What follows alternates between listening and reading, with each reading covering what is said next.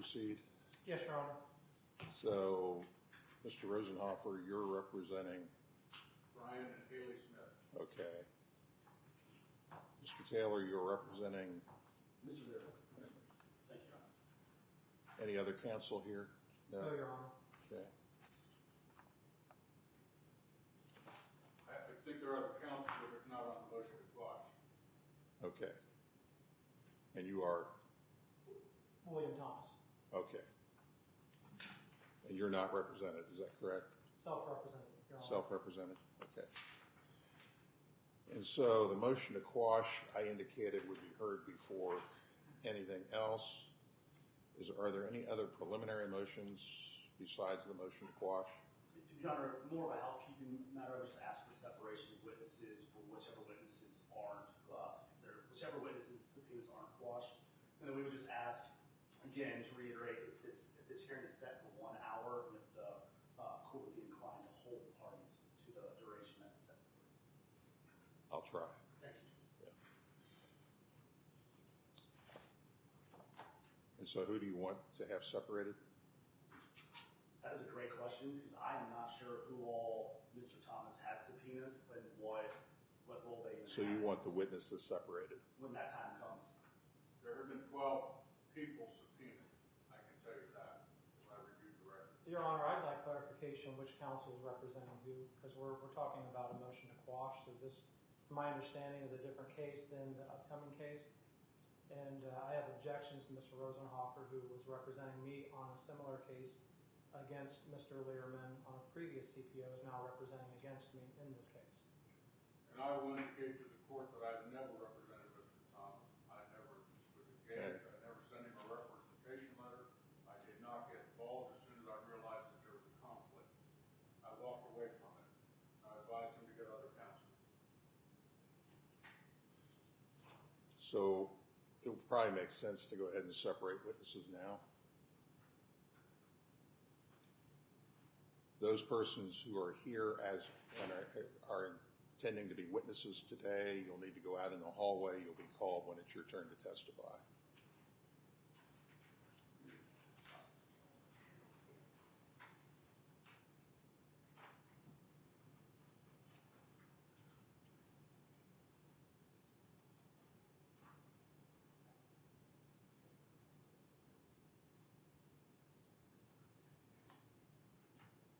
Since we're doing the motion to quash first, are the Smiths here?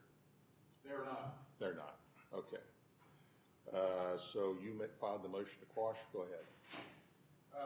I will proffer to the court that the Smiths are not, in a fair review of the factual allegations of the petition, are not named in the petition. They're not named in any respect materially as having been someone that the petitioner is trying to seek a protective order against in this case. The record is what the record is.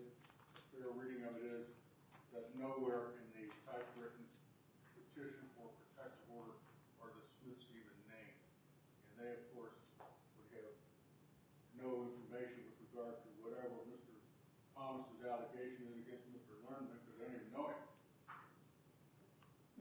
Your Honor, Mr. Rosenhofer is not being honest in that statement, or he's not. So what you need to do is tell me why you have a substantial need for the Smiths to testify in your case.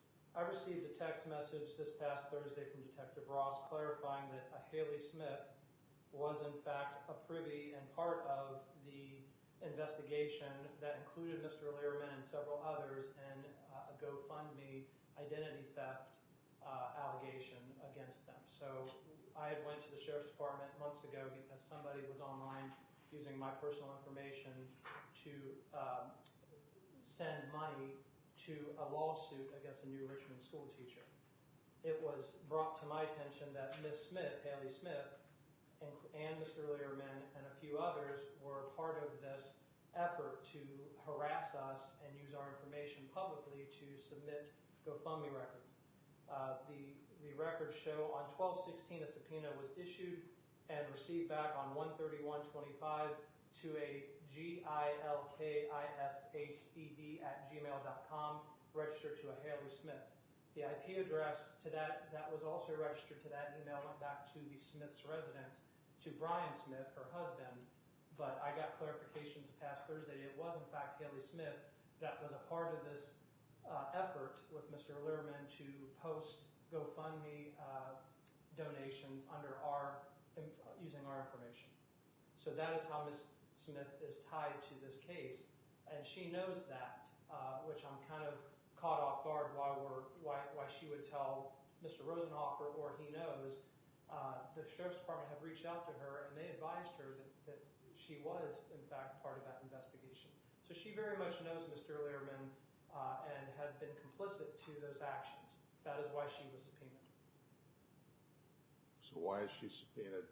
What does she know relevant to your motion for a civil protection order?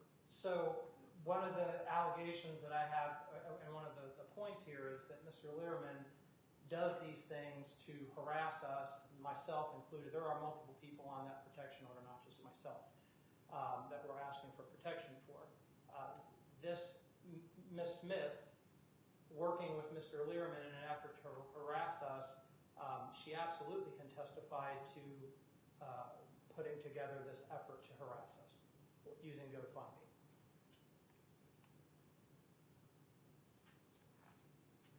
The protective order seeks protection against Mr. Learman.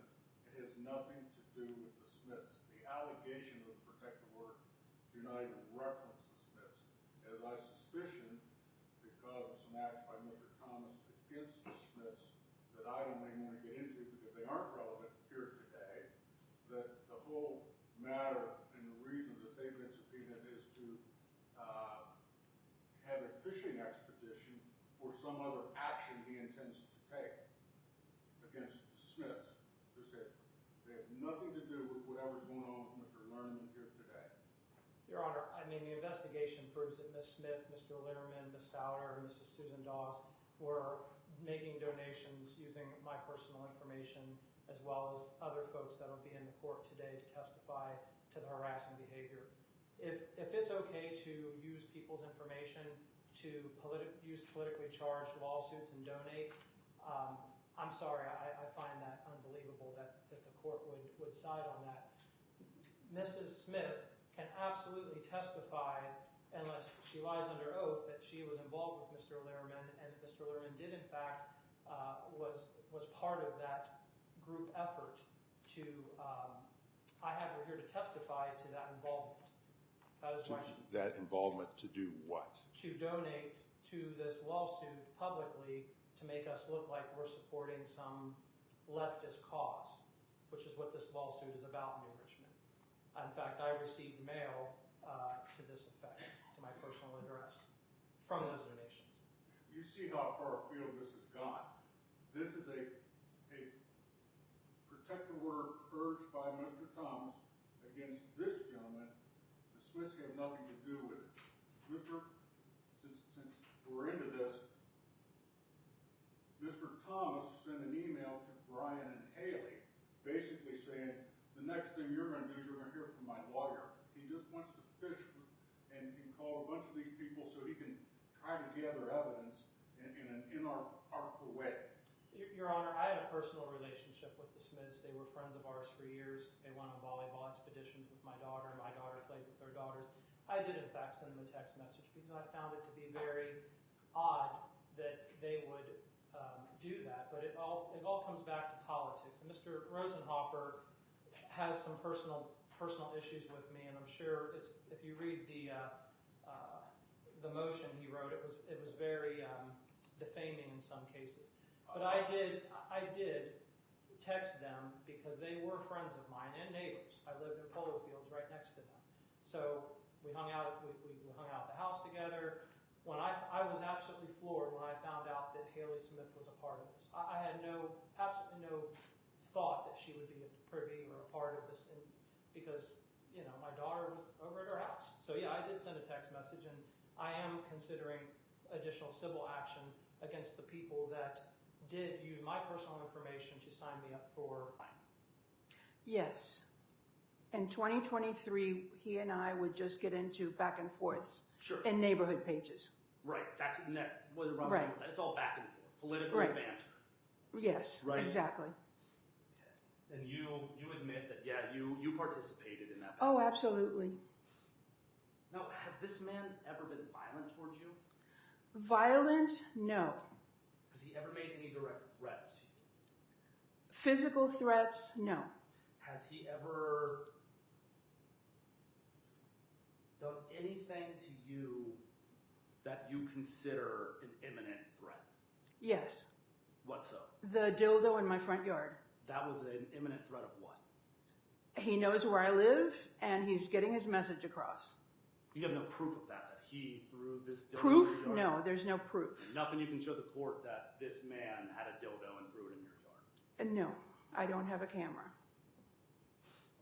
So your claim that he's done nothing physical to you is strictly mental distress? Yes. Now, do you have any doctor's visits with a mental health provider that you can show this court, showing that you discussed this mental Well, I've distress? discussed this with Miami Township Police twice. I've filed 2 reports against him and 1 with the sheriff's office. Do you have any proof that you can show this court, any evidence that you've had to change your daily routine because of Mr. Laramie? I did change my daily routine after the dildo incident, and the Miami Township Police actually parked a patrol car across the street. I live across the street from a church.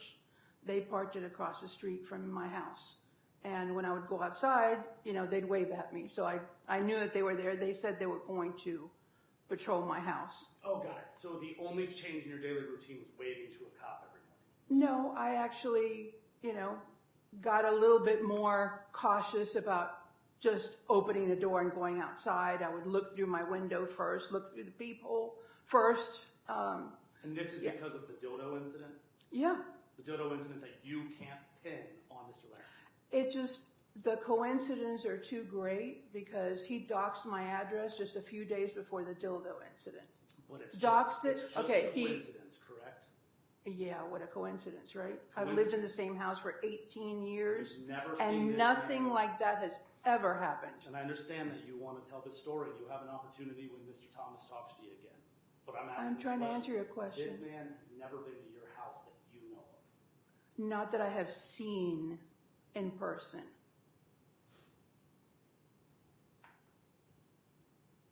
All right. Now, you mentioned that you made a police report in reference to a post that Mr. Laramie. And I've made 2 police reports and 1 with the sheriff's office, 2 with Miami Township Police. Now, The first one was in 2023. Now, you informed police that Mr. Laramie has never reached out to you directly, correct? Like message me directly or Never by phone? No. Never by social media messenger? Not the posts? No.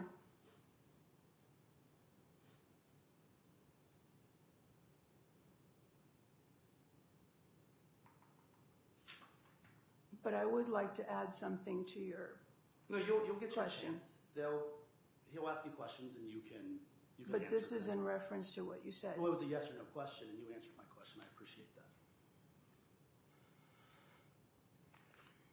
All right. So you participate in all this back and forth, but you want the court to believe that you suffered from mental distress. Okay, that was in 2023. Mhm.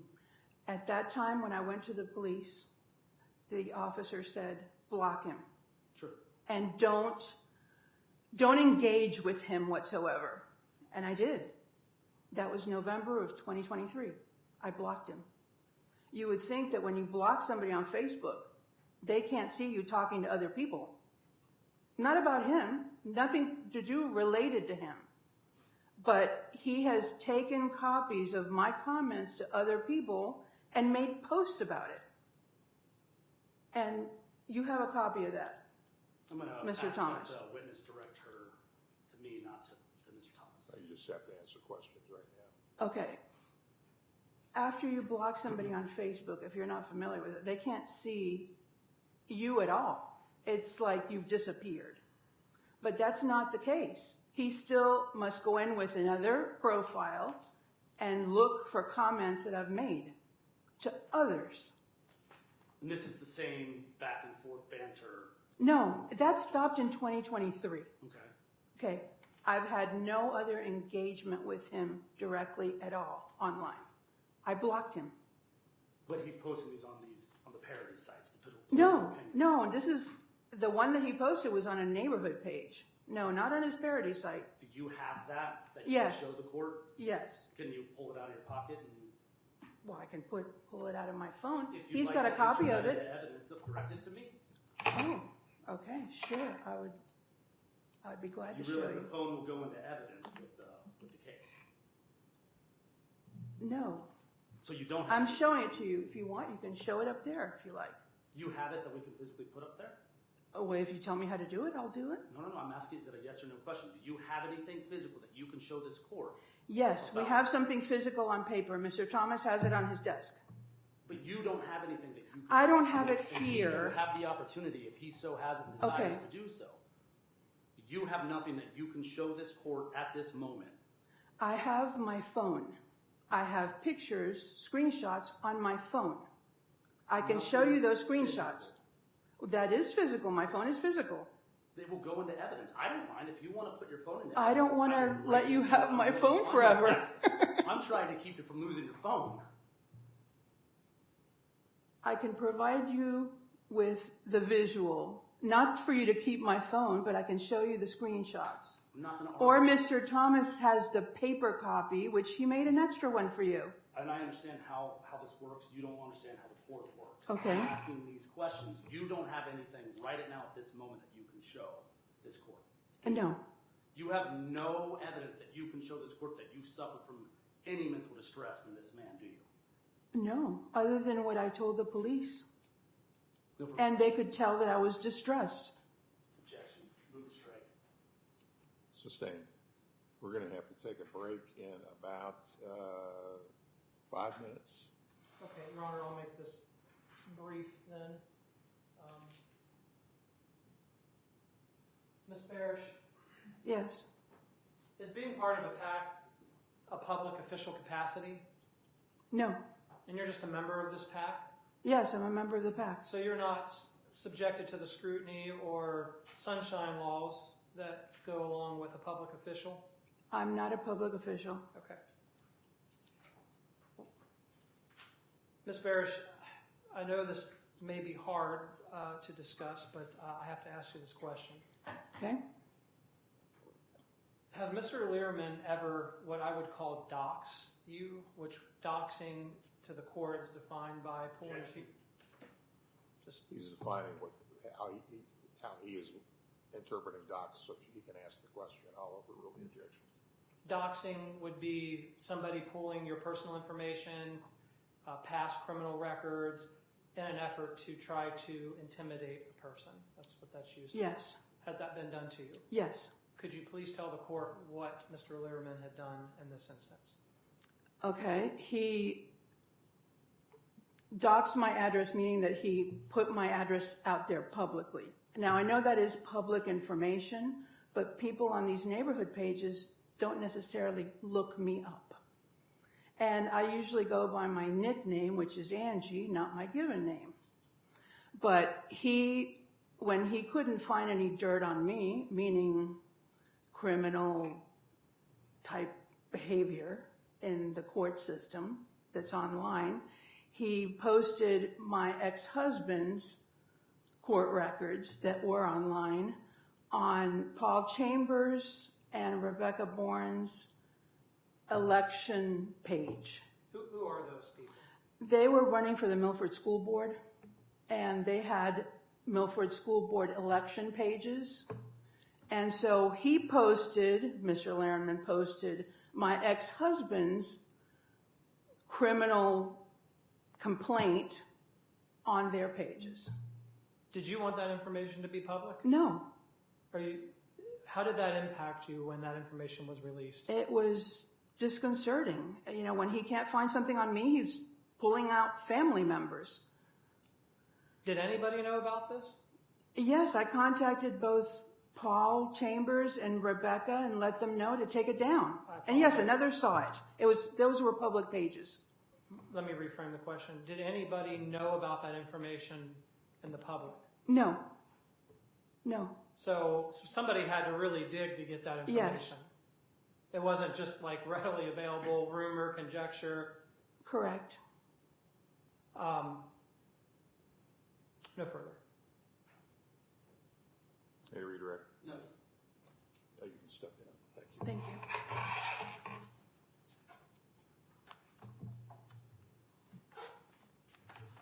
Your Honor, do you want to take a break or do you want me to call one of the next witness?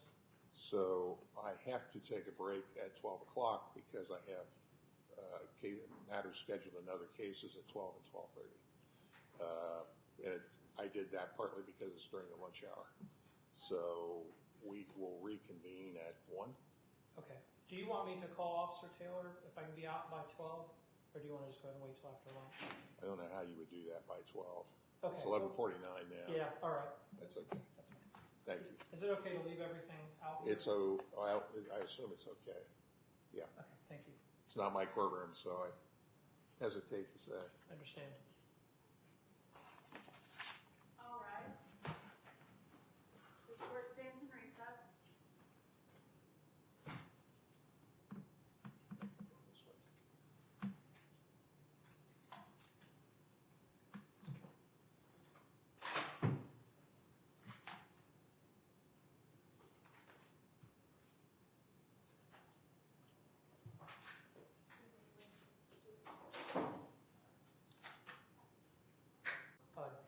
Donation to a lawsuit. First of all, the law is very clear that a civil protection order proceeding cannot be used in order to conduct discovery. There's a statute that says that. Secondly, you haven't named them as a respondent in the case. And then finally, what the standard is, and I explained this to everybody, you have to show a substantial need for the testimony or material that cannot otherwise be met without undue hardship. You have not met that standard. They will be excused. Thank you, Judge. Okay. Now, are we ready to proceed? Yes, Your Honor. Yes, Your Honor. Okay.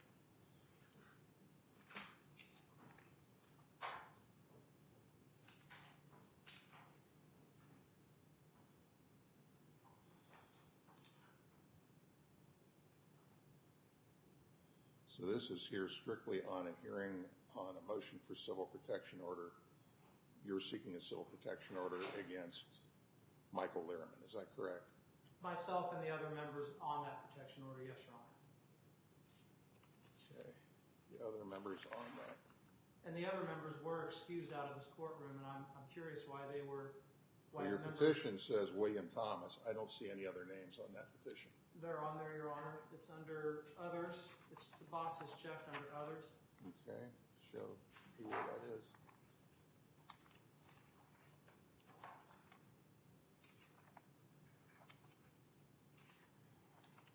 If I'm missing it, just let me know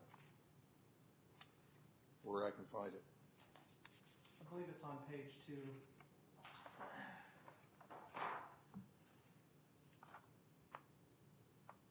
Oh, okay. And then my daughter is also included on page 3. So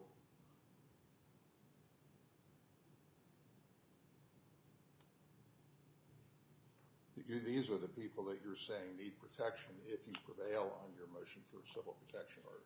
Yes. And those are Louisa McQueen, Evangelina Barak, Paul Chambers,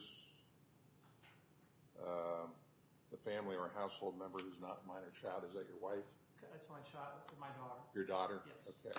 Who's Catherine Thomas? Yes. Okay.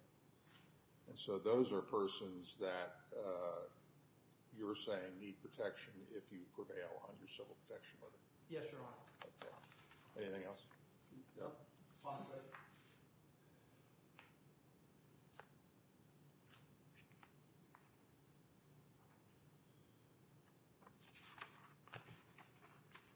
Any opening statement? I have one, Your Honor. Okay.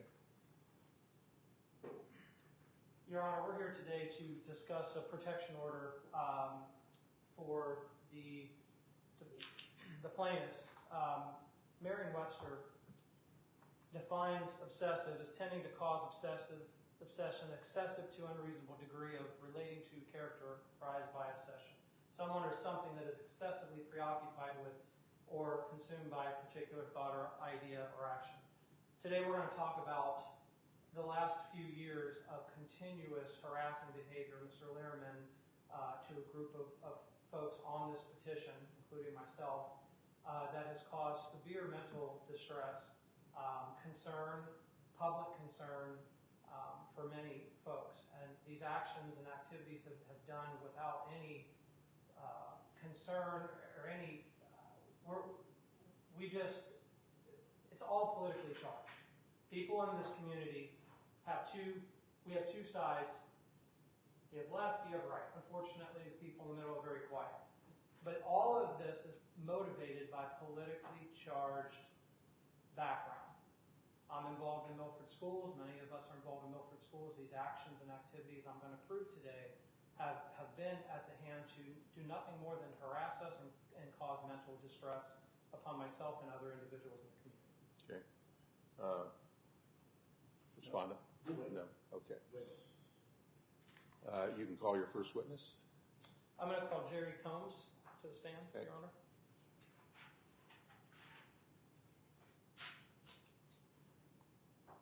Jerry Combs.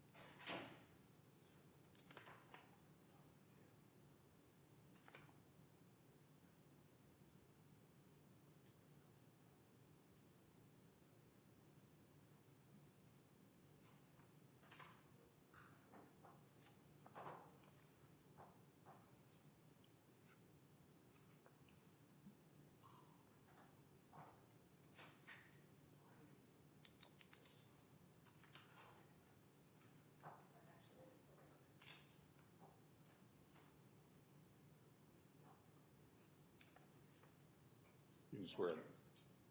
Here. And would you raise your right hand, sir? Do you solemnly swear that the testimony you're about to give before this court is the truth, the whole truth, and nothing but the truth, so help you God? I will. Thank you. You may have a seat.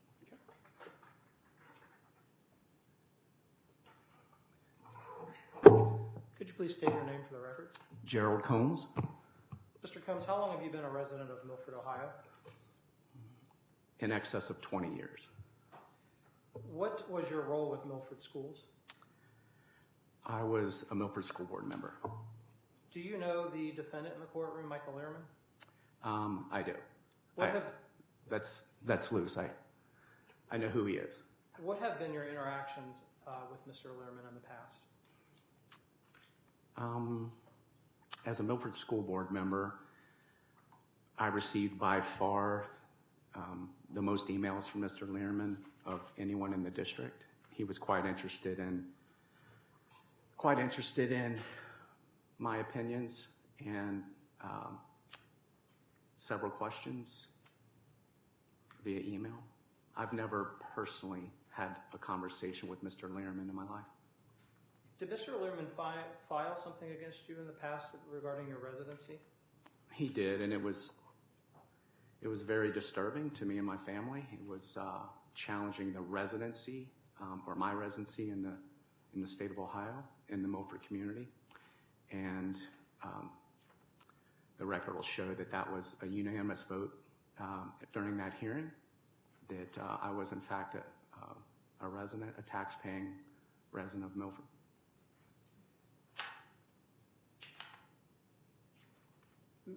Mr. Combs, have you witnessed Mr. Lehrman harassing Mr. Thomas in the past? I have seen online harassment and Facebook commentary. Do you feel at any point in your interactions with Mr. Lehrman, did you feel safe or unsafe And based on the interactions of Mr. Lim in the community, have there been any concerns in your household? Sustained. Your Honor, it's important that we understand the basis of these harassing behavior and the impact that it has on my mental health and others. I think it's important that the witnesses have an opportunity to discuss the impact it has had on their mental health as well in the community. When you ask a question, an objection is made, I rule on the objection. I sustain the objection. Okay. Mr. Combs, why did you depart from the Milford School Board? It's background, I think, overruled at this point. So to be clear, I ran for the Milford School Board for two reasons: to represent the taxpayers in that community and to represent the students. And I knew going into this as an elected official that would be under some sort of scrutiny. There's tremendous political divide in our communities and nationally. And what I didn't realize, candidly, is how very strong this divide is. And to answer it directly,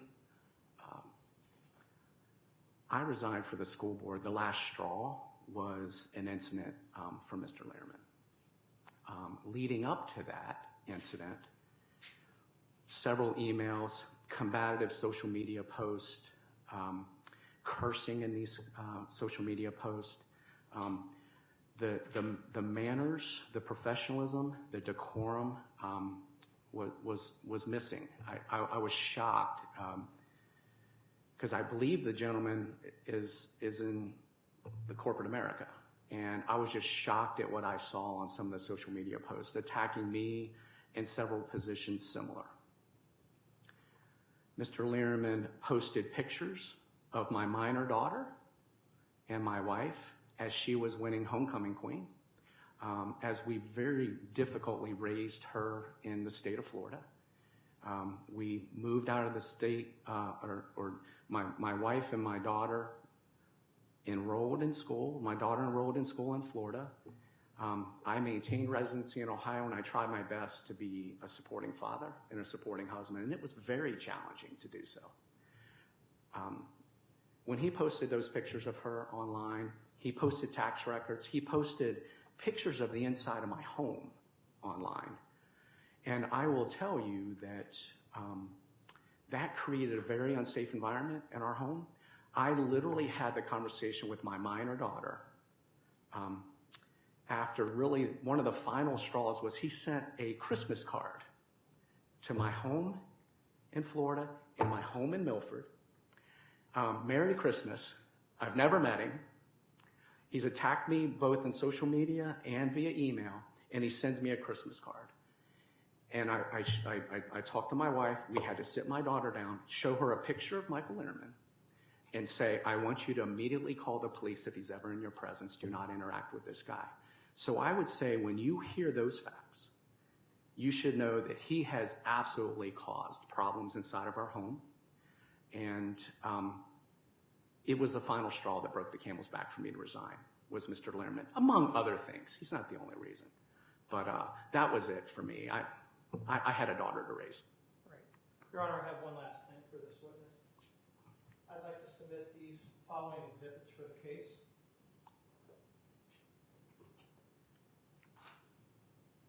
And, Your Honor, I'd like you to turn to Exhibit 2. I'd like to hand Exhibit 2 to the witness.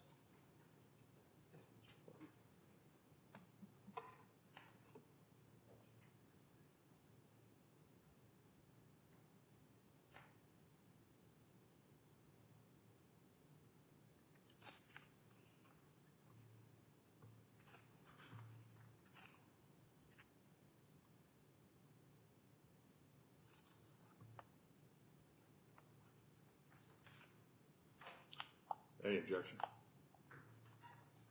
I have no idea what this is. I see a photograph.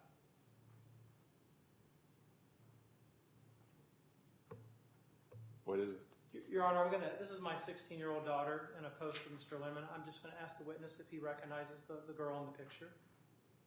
I'm not sure this is the proper witness for his own daughter to testify to. He's welcome to take the stand and say what he believes it's going to be. Sustained. I saw your witness. Good morning, Mr. Collins. Good morning. Everything that you were just saying, that was in relation to how it's affected your life, correct? Mine and my family's. Yours and your family's. Correct. Right. That's correct. At no point in time has that affected this man, Mr. Thomas. I absolutely can't answer that for him. Fair enough. Yeah. Right. Yeah. Everything that's affected you is everything that you testified. That's correct. No further questions, Judge. May I redirect? No, Your Honor. You can step down. Thank you. Your Honor, the next witness I'd like to call is Mr. Paul Chambers.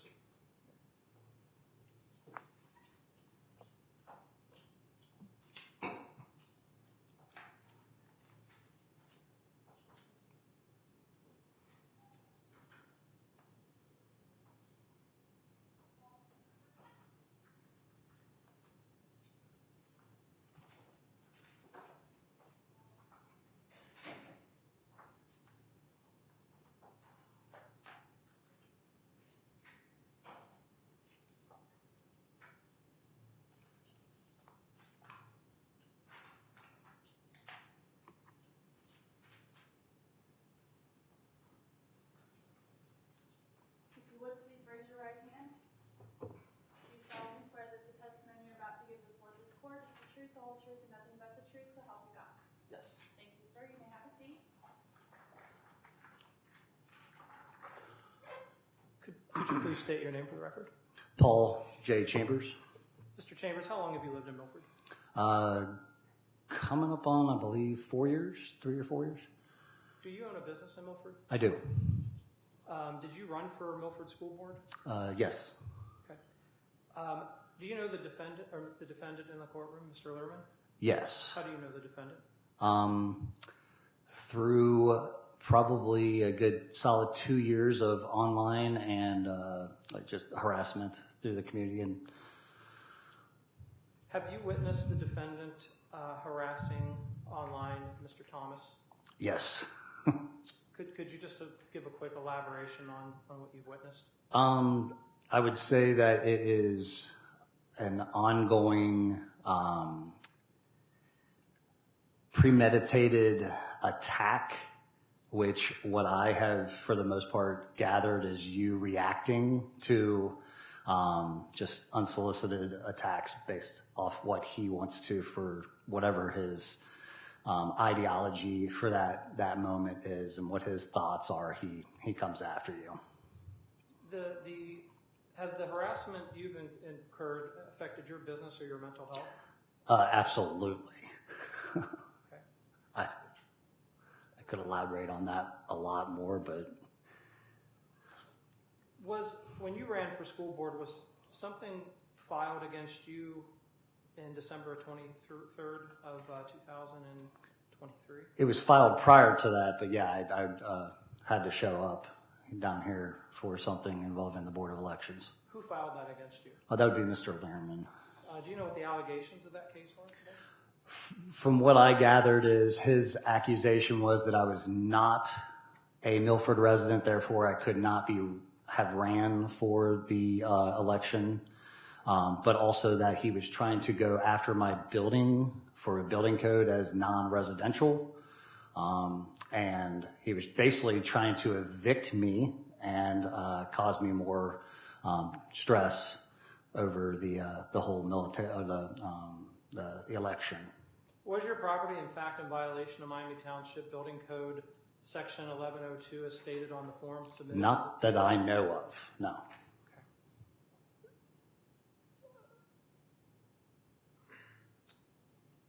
Based on the last few years of your interactions and the witnessing harassment of Mr. Lehrman, is there anything you'd like to add, say to the court on your observations of the interactions to Mr. Lehrman against Mr. Thomas in the harassing manner? Like I said earlier, there has been, and there, at first I just thought it was two guys that didn't like each other and they just went back and forth.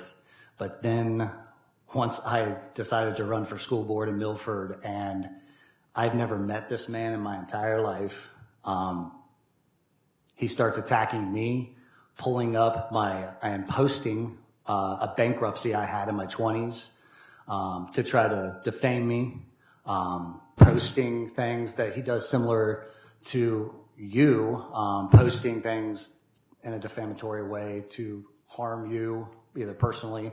I don't know if you have a business or not, but he has most recently tried to, and has probably successfully, I have to shut my business down pretty soon because I just have no business anymore.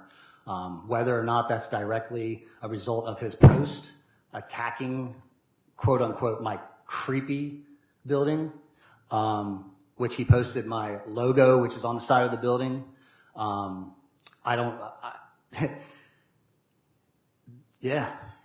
Harassment on you. I can only imagine what he's done to me, what he's done to you, because I've been viewing it and observing it for the last 2 to 3 years.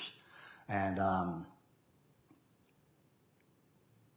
both parties have had a chance to walk away, but it's really hard to walk away when someone has an agenda and does not let up.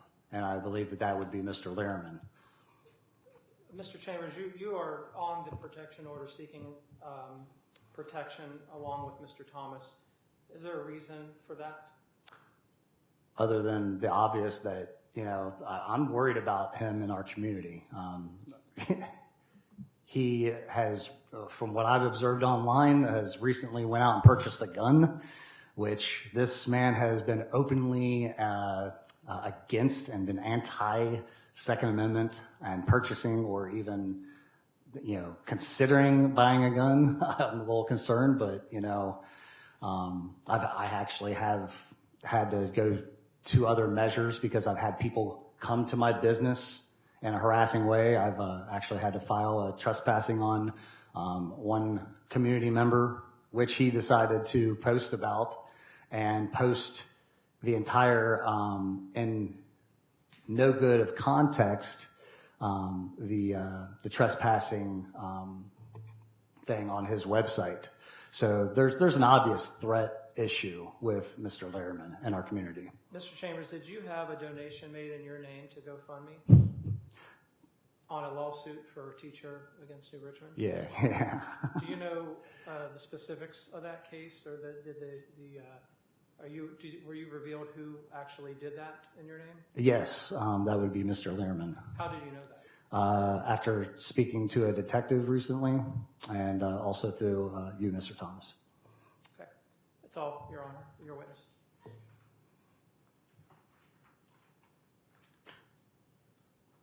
Mr. Chambers, you made some comments that your business, is it shut down or is it shutting down? Shutting down. Shutting down. So not. I made it very clear that I have not had business, like I can prove I have in the past. At this time, nothing has changed in my business model other than attacks from your client. Well, and the economy shifted a little bit, has it not?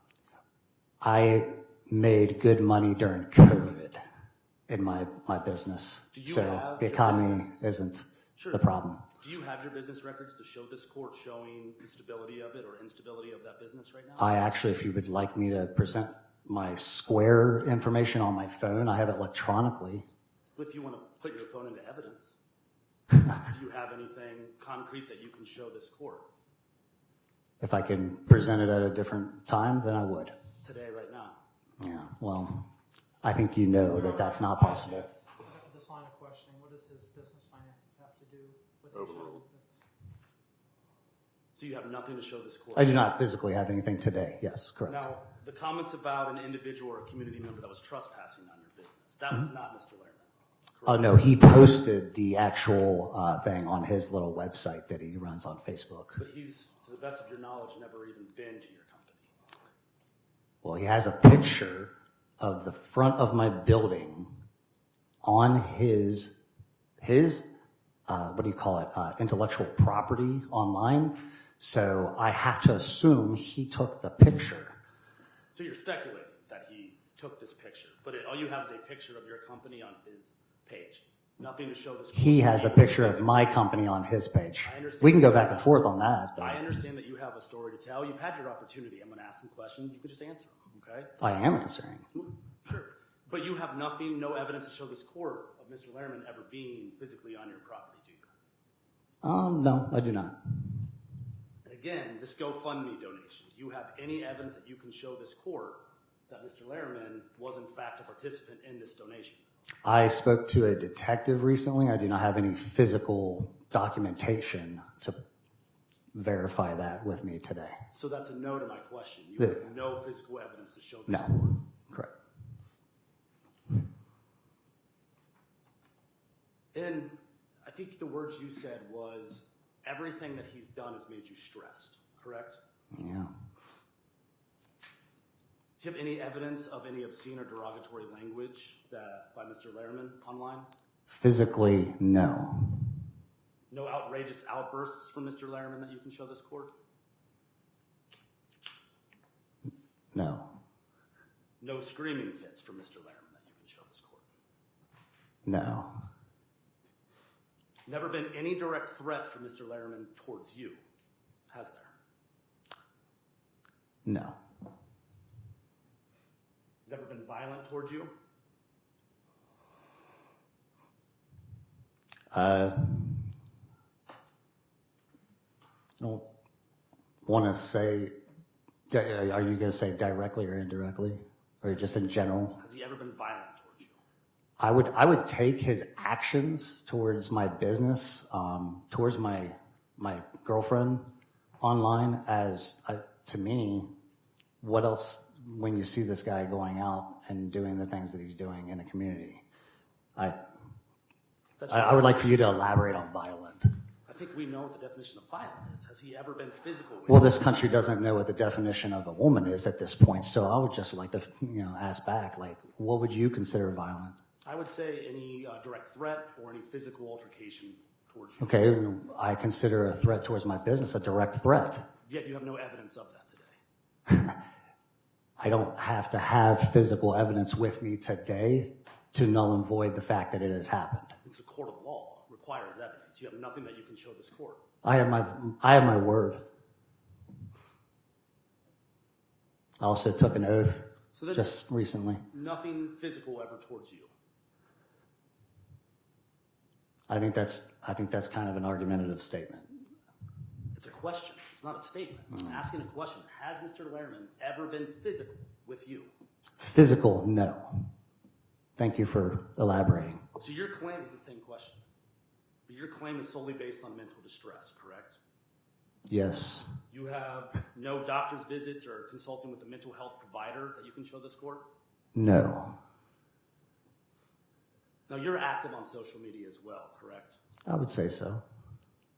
And you actively participate in political discussions on Facebook. Yeah, at time. And the pages, these Facebook pages that you actively participate in, they're public. For the most part, I believe. So anyone can go there and comment, post whatever they want. It's an open forum. Yeah, it's an open forum. And your testimony that Mr. Lehrman, in fact, posts on these pages. Yes, And you as well post on these pages. correct.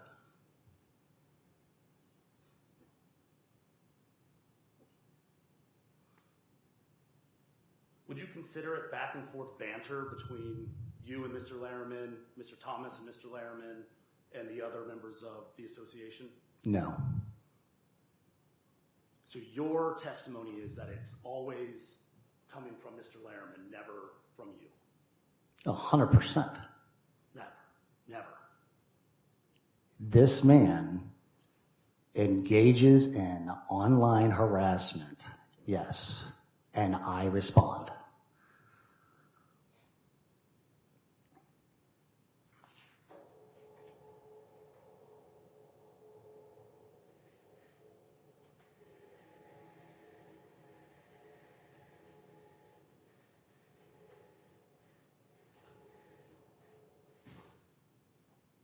On Facebook, are you Paul JC? Yes.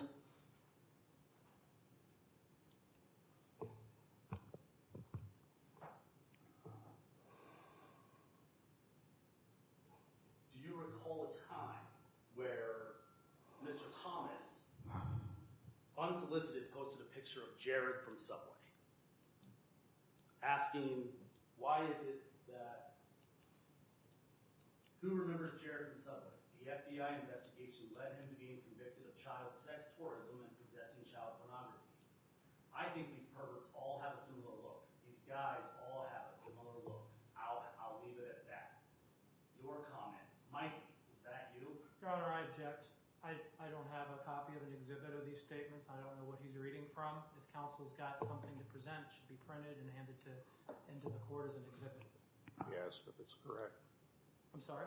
He asked if it's correct. He can answer the question. Overruled. What was the question? The last question you asked me was my name online. Sure. But it wasn't. But I'm glad that you can follow. Who remembers Jared from Subway? The FBI investigation led him to being convicted of child sex tourism and possessing child pornography. I think these perverts all have a similar look. These guys all have a similar look. I'll leave it at that. Paul J.C. Comment. Mikey, is that you? Question mark, question mark, question mark.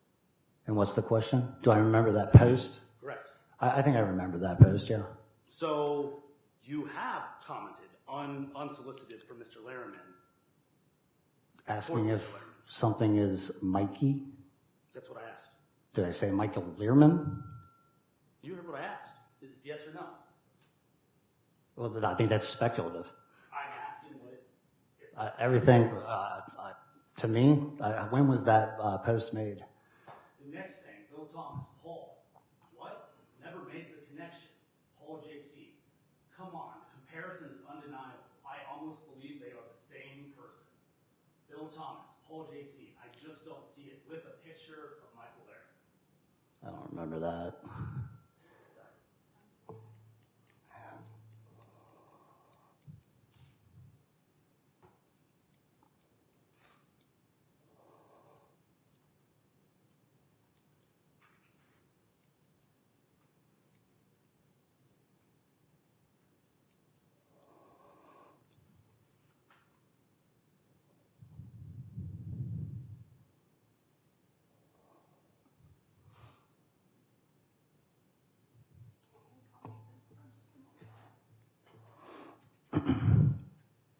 Your Honor, I'm sorry, but I feel like I was objecting to this because I came prepared with printouts because I'm not relying on technology.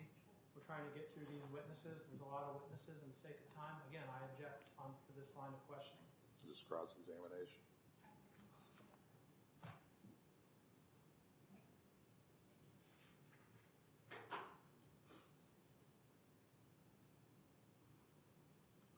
May I ask a question as well, Your Honor? No.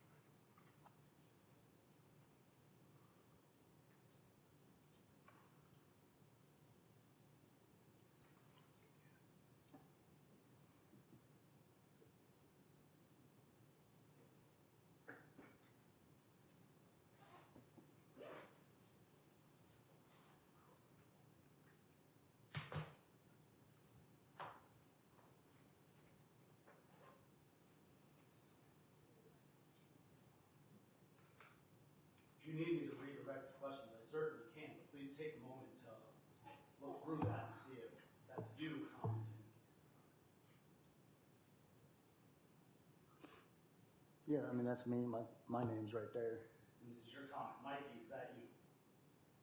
Yeah, I also see me responding. I just don't see it. Okay. That's not you responding. Oh. That's Bill Thomas responding. Oh. I just don't see it. Your comment was, come on, comparison is undeniable. I almost believe they are the same person. Now, I read that correctly, didn't I? Oh, yeah. Then we continue. Paul J.C. Mikey, when he hides in the basement from his fake wife and kids. Yeah. Paul J.C. Dave Lingo, he stays involved online because he's a loser at home within his own walls. He isn't stupid. He knows he's vastly disliked and unlikable because of how he acts like a childish victim in every post he makes. The best part is, he's done it long enough to make a name for himself that most know to avoid and never take serious. He will never hold any office or position in the public to ever matter.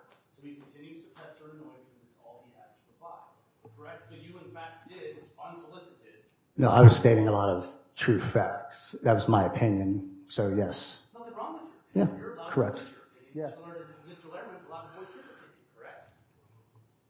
But to say. Opinion, yes. But to say to this court that you have never, unsolicited, made comments involving Mr. Letterman is a bold-faced lie. Never gone to his page, no. But you just said to this court that you had never unsolicited made comments about Mr. Letterman. That is a lie when you said it. I'd actually like to see the transcripts of how I worded that because I think that you're twisting things. Did you not say that unsolicited you don't make comments? I definitely would like to see the transcript. And maybe I It's a maybe I yes or no misspoke. question. Well, maybe I misspoke then. So now it's that you misspoke. Possibly. Okay. And again, you're participating in this, what you may call grown adult banter back and forth. But yet you want to claim that you're suffering mental distress because of some online posts, but yet you participate in it, do you not? Do you have a date when that post was made? I don't. I'm asking you a question. Oh, so you don't have a date? You participate in it, do you not? So if this happened after the election, when all the stress was brought upon my life and my family, for me to have a changed opinion on Mr. Learman and to say things that I would have said there, you don't think that that would make sense? I mean, have you ever been distressed by someone else? Have you ever had someone attack you online? Questions. I understand that you've got a lot of things you want to say, and he's going to give you the opportunity to bring you right back and let you have a second shot at telling your story. But what I'm asking is, you participate in this banner back and forth, but yet you claim to suffer from mental distress, correct? Yes, there has been mental And you distress. have no evidence to show this court that you physically suffered any mental distress, do you? I do not have any physical evidence with me today, no. No further questions. Your Honor, I'd like to cross. Go ahead. No cross. Thanks. Redirect, right? Redirect.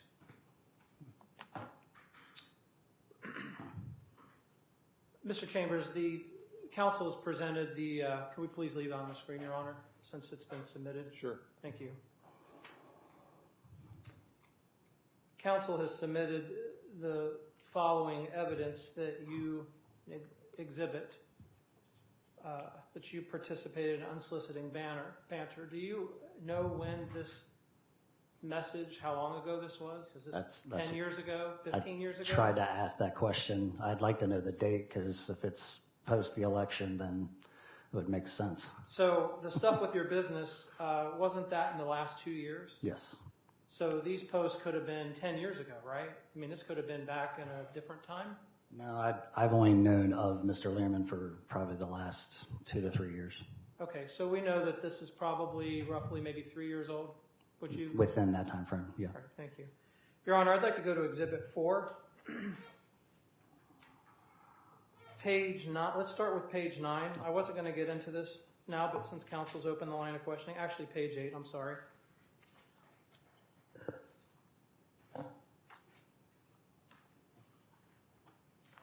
May I approach the witness, Your Honor? Please. Thank you. Mr. Chambers, do you recognize that Facebook post? What page is it? Absolutely. I'm sorry, it's page... Page 8? Exhibit 4, page 4, page 8. Okay.8. Who's that a picture of? That would be a picture of me. What are you doing in that picture? I am driving a pontoon boat. Where? I believe that was up in Lake Erie Now, area. that page that's posted on, what's the name of that page? That has changed Claremont. And who owns that page? I believe that would be you. If it's- Oh, changed. Sorry, there was a change and changed Claremont pages. So yeah, that would be Mr. Learman. Now, how do you know Mr. Learman owns that page? Because of recent court hearings that brought it to light because of you. And did Mr. Learman admit to owning that page in a court hearing? Actually, I believe in the court hearing he did have to admit that that was his page, yes. So if this is Mr. Learman's page, and this is a picture posted off of you. Where was that picture that he grabbed? Was that on your personal Facebook? Where was that picture posted? I think that was my profile picture at some point in time. Would you feel that that type of behavior would cause this to be unsolicited? Wouldn't this be solicited in your mind? Yeah, this is one of many that he has posted. Your Honor, turn to Exhibit 4, page 9. Oh, you gave me two. You gave me two. Oh, sorry. Who's that in that picture? That would be me. I don't even know what's going on in that picture. I don't need What's the date of that picture? It says January 22nd, but it doesn't have a year. Okay. I believe this was 2024 because some of these pictures are from 2023. Your Honor, I would like to notate on Exhibit page 8 that the date was February 1st, and then the date of that picture is It says January 20th. January 22nd. And I'm not going to take up the court's time to go through all these, but you can turn to page 10, Exhibit 4, page 10. Another picture on January 21st of Mr. Chambers. We can go to... I think one of the most personally threatening ones that he had posted of me was a picture of me that he self-imposed on in front of the Milford School Administrative Board in a manner that would infer that I was trying to, I guess, January 6th, the building, inferring that I would do something to harm anyone or the building. That one most particularly bothered me because being a former teacher and someone that wrote my name on the dotted line to represent my community at school board, for the school board, I took very personal and direct attention to that one. For the sake of the court's time, I'll go all the way to page 26. I'm not going to go through these all, but Exhibit 4, page 26, I would really like to bring that to the court's attention. Mr. Chambers, in the bottom right picture, who is that a picture of? That would be a picture of me. How old were you in that picture? It would have to be me as a 17-year-old minor. I thought minor records were sealed. I'm very curious because I didn't even know a mugshot existed.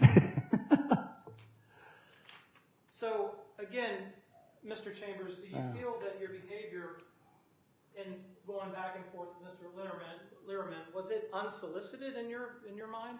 No. Were you responding to egregious activities being done against you in these posts, posting a juvenile mugshot of something that no one in the community knew and trying to defame you in this manner? That's what I was trying to do, yeah. Yeah, I would agree that that would not be unsolicited in my opinion. Your Honor, that's all I have for this witness. Just refrain from making comments, please. We are at recross, I believe. Mr. Chambers, you said you ran for school board. School board, yep. Do you consider yourself a public figure in politics here in Claremont? Now, yes. No further questions. Sir, you can step down. Thanks. Your Honor, for the sake of time, since we have some representatives from GE here, I'd like to bring in the GE witnesses so we can get them released and out. Sure.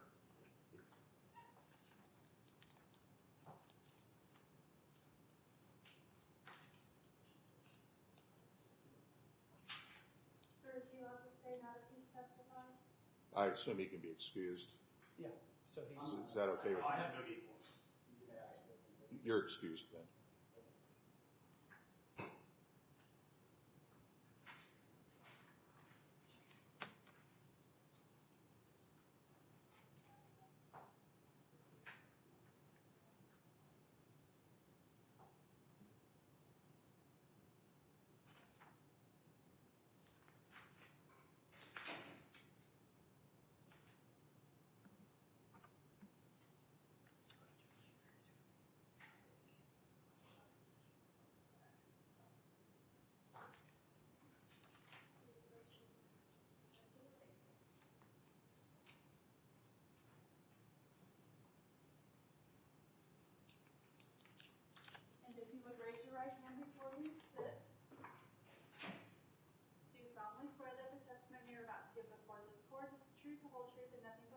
Hoffagot?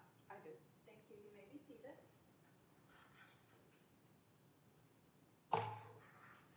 And Your Honor, my name is Mike Bishop. I'm just counsel for GE. Dewan is a GE employee, so I'm just here to support. Okay. Thank you. No objection. Hi, how are you? Good morning, how are you? Good. Could you please state your name for the record? Dewan Carter.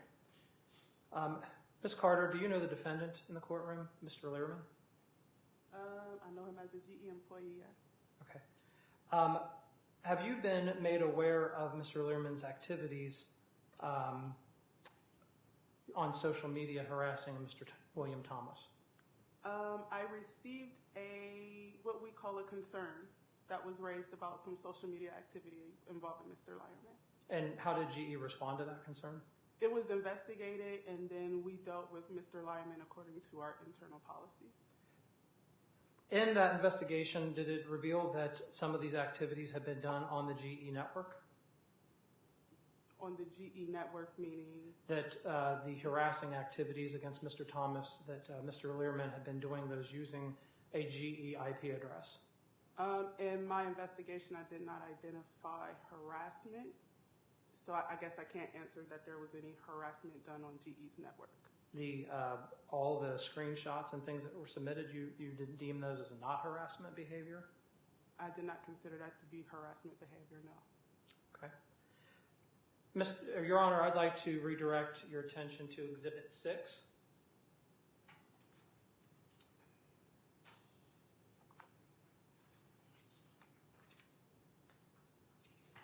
Exhibit 6 is a records request copy of a subpoena that was issued pertaining to a previous incident with Mr. Learman signing Mr. Thomas up for a parenting class in the county using his personal information without his permission. This was the returned record by Detective Ross of the Claremont County Sheriff's Department, who is here today to testify. I didn't hear a question asked. Please. I'm sorry for that. I didn't hear a question. I didn't hear a question either. The question I have is, were you aware that this behavior was done on a GE network? I guess, I'm sorry, I don't understand the question. The behavior that was reported to GE, did you understand that that was being done on a GE network? Signing Mr. Thomas up for a parenting class without his permission? I didn't have any of that information, so I can't attest to Mr. Lyerman doing any of that kind of activity. You didn't receive any of that information from Mr. Thomas in an attachment in an email? No. I didn't see anything specific to that, no. Okay. Your Honor, can I use the screen to show the email that was sent to Ms. Any objection? He has his own as long as he uses his. Okay. Yeah.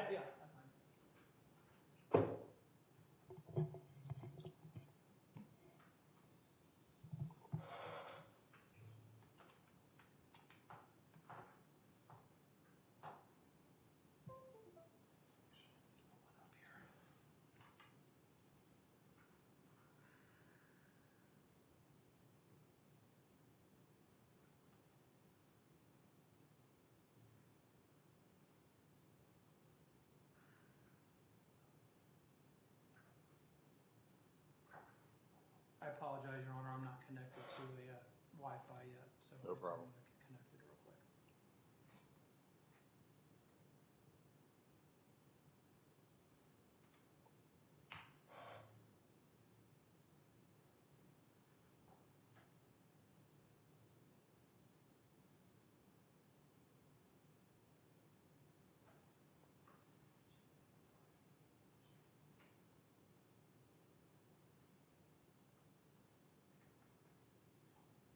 Yeah. Okay.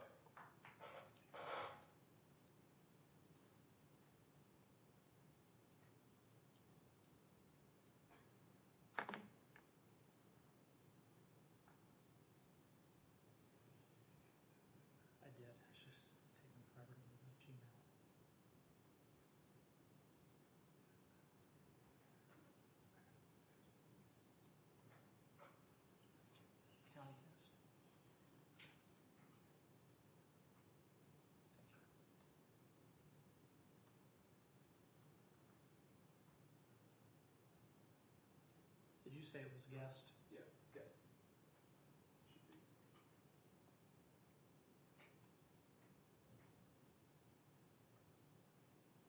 Yeah, that didn't work. I'll get on the other one, that's fine.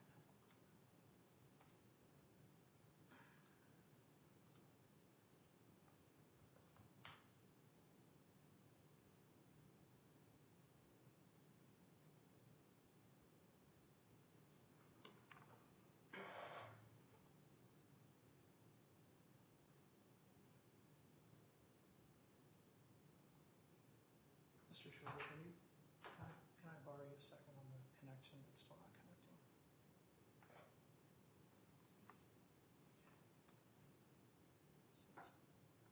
Is the right one? Yep. Not correct.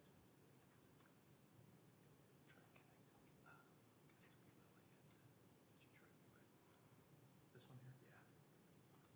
Yeah, for some reason, it's pulling up is Gmail blocked on the firewall? Let me just share my Wi-Fi.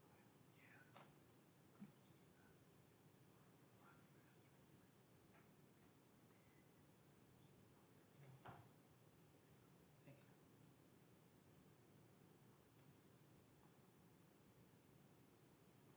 Wow, that is slow.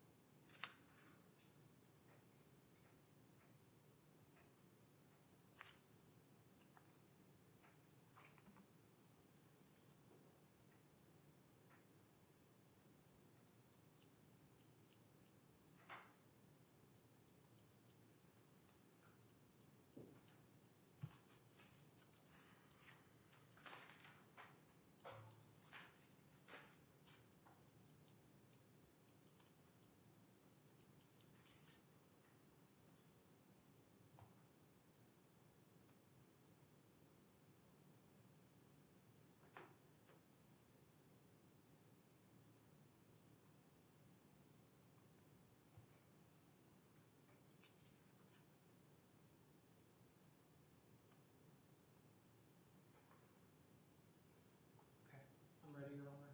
I'm gonna go ahead and share this.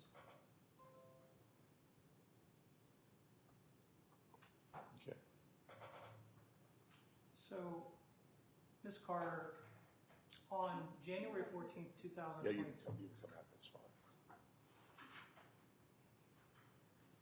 Is your email address duwan.carter@ge.com? Currently, no. At the time of this email, was it your email address? Yes. In this email, what was this email pertaining to?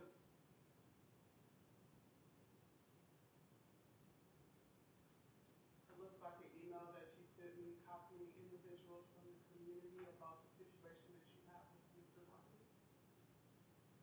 And at the bottom here, what are all of those attachments? Attachments that you sent with your email. And then this one right here, did you receive this email, Ms. Carter? I did receive the email. So this, just a second ago, you testified that you didn't have this information about how submitted the GE records, but it is in this email attached This here. wasn't what you described to me, sir. It's in this exhibit here. That wasn't what you showed me. This is a warrant that was obtained through the Claremont County Sheriff's Department, and this was the request that came back on the investigation on Mr. Lehrman for using Mr. Thomas's identity. This was explained to you in the email. And I received this document alone by itself without any document to support from law enforcement or anything else. So to me, this looks like something that could have been pulled from Google without supporting documentation. Did you reach out to the Claremont County Sheriff's I Department? did not. That's not a part of my job. It's not a part of your job to It's not. investigate. If you're investigating something, it's not part of your job to make sure that. In my role, we do not work with law enforcement. Sir.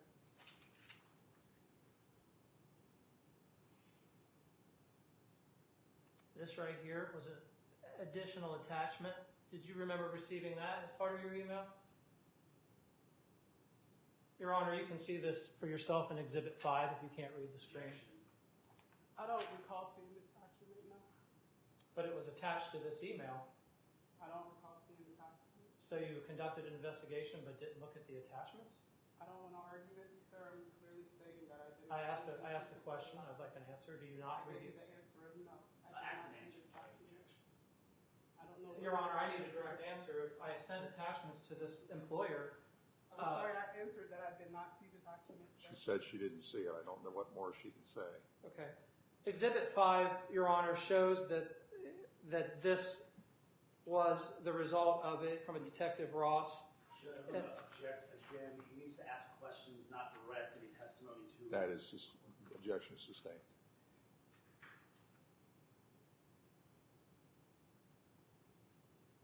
Mrs. Carter, are you familiar with what a search warrant it does? I'm going to object. She's answered the question. She didn't review the search warrant. I'm not sure what the relevancy of her receiving the search warrant even has. If he wants to call an officer to testify about the search warrant, absolutely can, but GE Aviation HR for this role, I'm not sure is the proper witness to be. Your response? Your Honor, the reason for this line of questioning is that Mr. Lehrman conducted harassing activities that led to a criminal investigation. His employer was contacted because it was done on their network. I'm asking questions that pertain to his employer because it sounds to me that the employer didn't truly actually investigate this, and Mr. Lehrman's been given a pass at his employer, and it will tie. I believe it ties his employer into the whole harassment, into this entire thing. Your case is not against the employer. Sustained. Okay.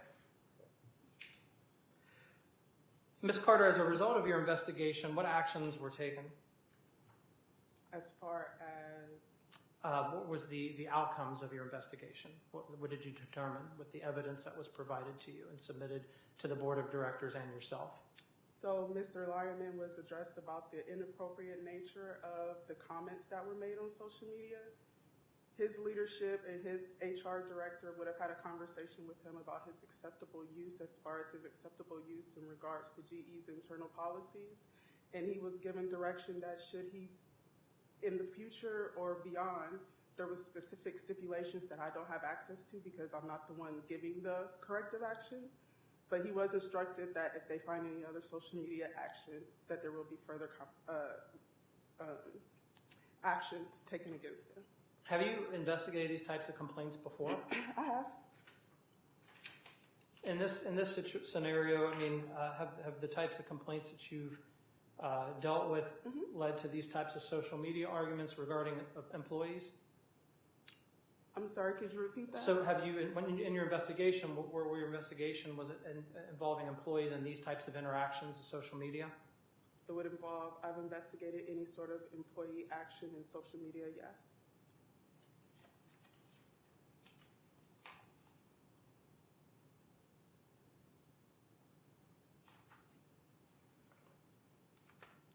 No further, Your Honor, for now.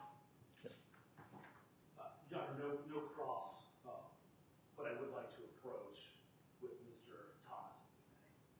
Okay. You can step down. Thank you. I received information that Mr. Chambers is out in the hall talking with other witnesses about his testimony. Just wanted to bring that to the court's attention. Not sure what the recourse for that would be. but deputies are letting me know that he's out there conversing with, Can we bring him in courtroom and separate him from the witnesses? or he can just leave all the witnesses alone. I can't compel him to do that, but bringing him in here would separate him. Well, normally attorneys allow tell their witnesses don't talk to I know. anyone else. That's on the attorney to make sure that they're doing that. Well, Whereas an officer of the court. I'll be happy to go out and address it. If you want to give me the Thank you. time. I just wanted to bring it to your attention. Can I confirm this, Carter, please? Yes.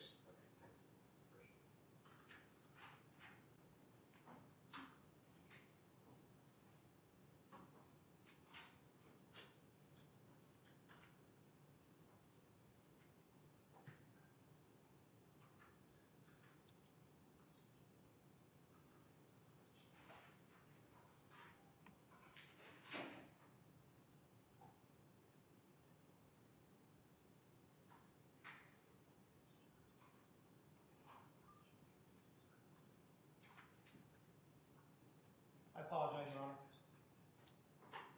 Honor. I would like to bring Ms. Souter in as the next witness, Your Honor. Sarah Souter.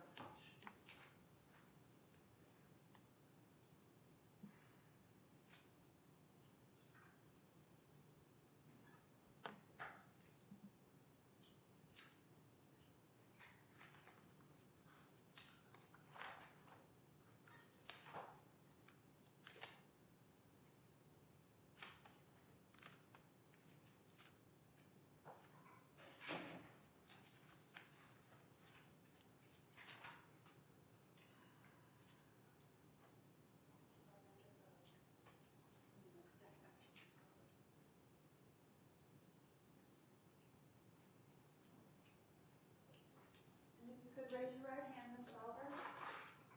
Do you solemnly swear that the testimony you're about to give before this court is the truth, the whole truth, and nothing but the truth, so help you God? Yes. Thank you, ma'am. Please be seated. Could you please state your name for the record? Sarah Sauer, And what is your address, Ms. Souter? 1124 Klondike Road, Milford, Ohio. Do you know the defendant, Michael Learman? Not personally, no. You have no relationship with him, Mr. Learman? I'm friends with him on Facebook. Okay. Were you aware the page changed to Claremont? Was I aware of it? Yes, I was aware of it. Okay. Do you know who owned that page? I did not. Nope. Okay. Have you ever assisted Mr. Learman in creating content for that page? No. Are you aware that there was a criminal investigation involving that page? No.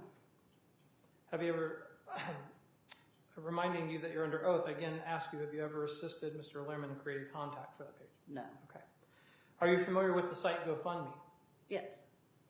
Do you know about the lawsuit against the New Richmond Schools teacher involving a teacher that was reprimanded for violating school policy by placing a trans book in her third grade classroom? Yes. Did you make donations towards this cause on the GoFundMe website? As far as I know, I've been contacted by a detective, and it's an open, ongoing investigation I'm not supposed to comment on.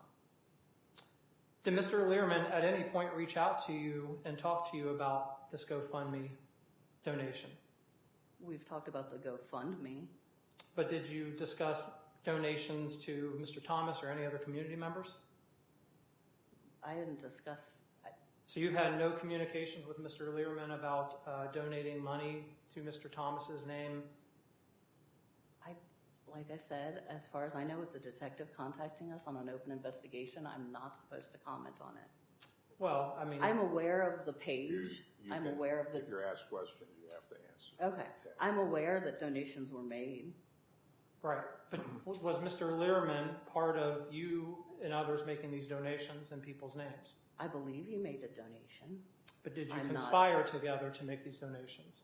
No. So I'm aware of quite a few people made donations once the GoFundMe was brought to everybody's attention.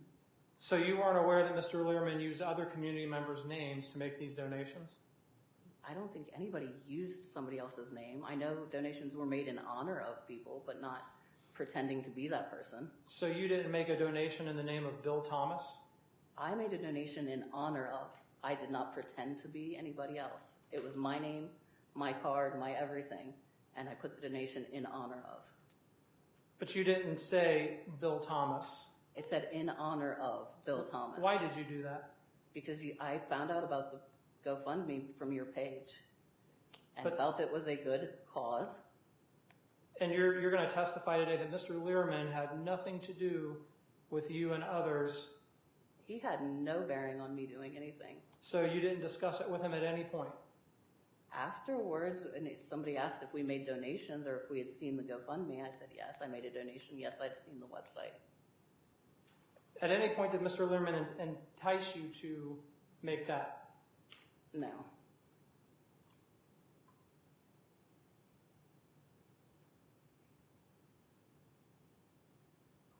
Are you aware that there have been warrants issued for information regarding that investigation? No. You weren't aware that the Claremont County Sheriff's Department held an investigation and pulled the records? I was contacted by a detective, and they left a message for me. I haven't talked to anybody. You didn't return their call? No. Why not? I didn't feel it was necessary. I hadn't done anything. They called and left one message, and that was it. For the record, I'd like to ask this question and have a direct answer. Was Mr. Learman involved in any way? Did he help coordinate the effort, advise you, or prompt you on these donations for GoFundMe? No. Okay. Are you aware that Mr. Learman's information has also come back as being a part of this person of interest in the same investigation? No.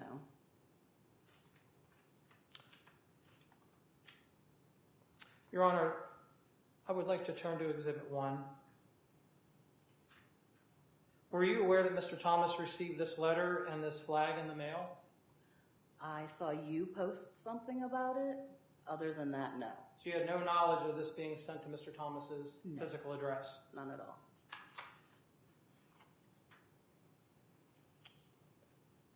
On page 2 of Exhibit 1, Your Honor, may I approach the witness? You may. This donation on this page doesn't say in honor of Bill Thomas, it just says Bill Thomas for $50. You did not make that No, donation? I did not. Okay. Do you know who made that donation? I do not. No further questions, Your Honor. You can step down.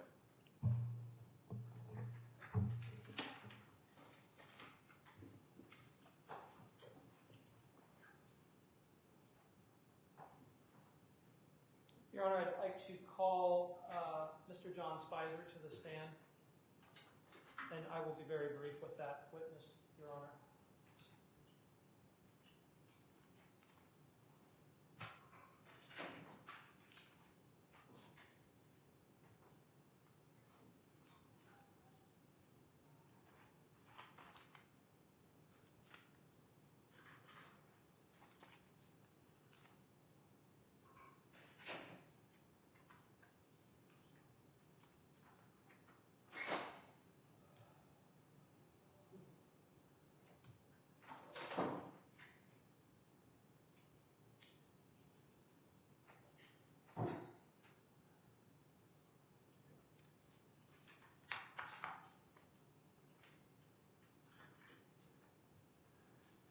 And if you'll raise your right hand before you're seated, sir. Do you solemnly swear that the testimony you're about to give before this court is the truth, the whole truth, and nothing but the truth, so help you God? I do. Thank you. You may be seated. Could you please state your name for the record? John Spicer. Mr. Spicer, what is your role in Milford Schools? I'm the superintendent. How long have you been in that role? This is my 5th year, school year. Over the years, what did you do previous to that for Milford Schools? Prior to being the superintendent, I was the director of human resources at Milford. So it's safe to say you've been with Milford for quite some time. Yes. In your time with Milford, would you say Milford Schools has suffered some politically divisive issues? The community has suffered some politically divided. Yes, the community is divided. Hasn't impacted the school at all? Everything that happens in the community impacts what happens inside the schools. Do you know the defendant, Michael Learman? Yes. How do you know him? Michael is a community member of the district, has also served on the Citizens Advisory Commission. Did Mr. Thomas serve on that same committee? Yes, Mr. Thomas did. So how did members get elected to that committee? Members of the community filled out a Google form, myself, some of my cabinet and members just looked at those, their questionnaires, and then added them to the committee. Mr. Spicer, earlier today we heard testimony from a school board member, previous school board member, Mr. Combs, and a school board candidate, Mr. Chambers. In your time with the school district as superintendent, what did you witness any harassing behavior from Mr. Learman to a school board member and school board candidates that were more conservative in nature? I myself did not witness them, no. You've not seen any of the social media posts or emails that have come in from Mr. Learman? You haven't been privy to those? I have been privy to, obviously, any emails that come directly to me. I have been off of social media for some time, and so some people may have shared them with me, shared comments, but I personally have not been on social media, only to return this past December when my mother passed post there. Sorry to hear that.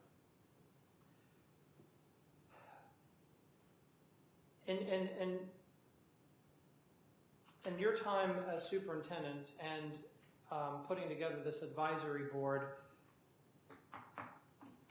I got to go back to that question that you hadn't witnessed in the community groups the behavior of Mr. Learman harassing community members, including Mr. Thomas.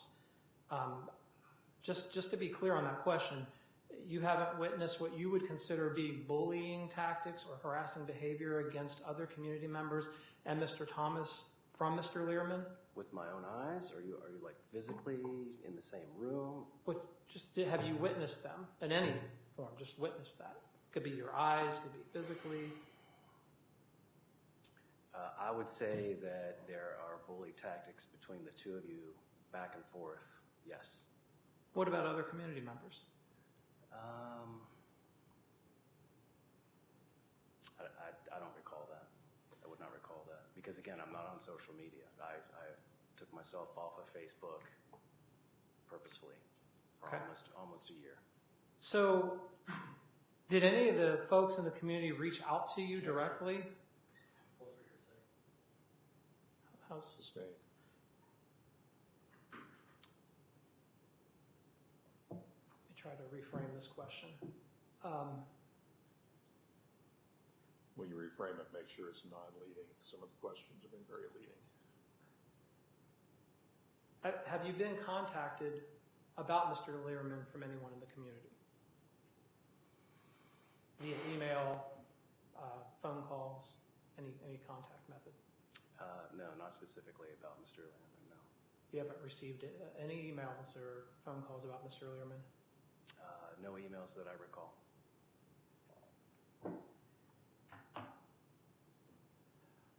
Your Honor, for the sake of time, I'm not going to go through the emails.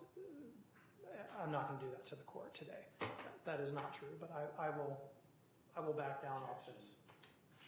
I mean, The questions asked. Just asking again that you direct questions to the witness. Are you, I'll let this witness go. I'm not going Okay. to take up the court's time going through emails. No cross. sir, you can step down.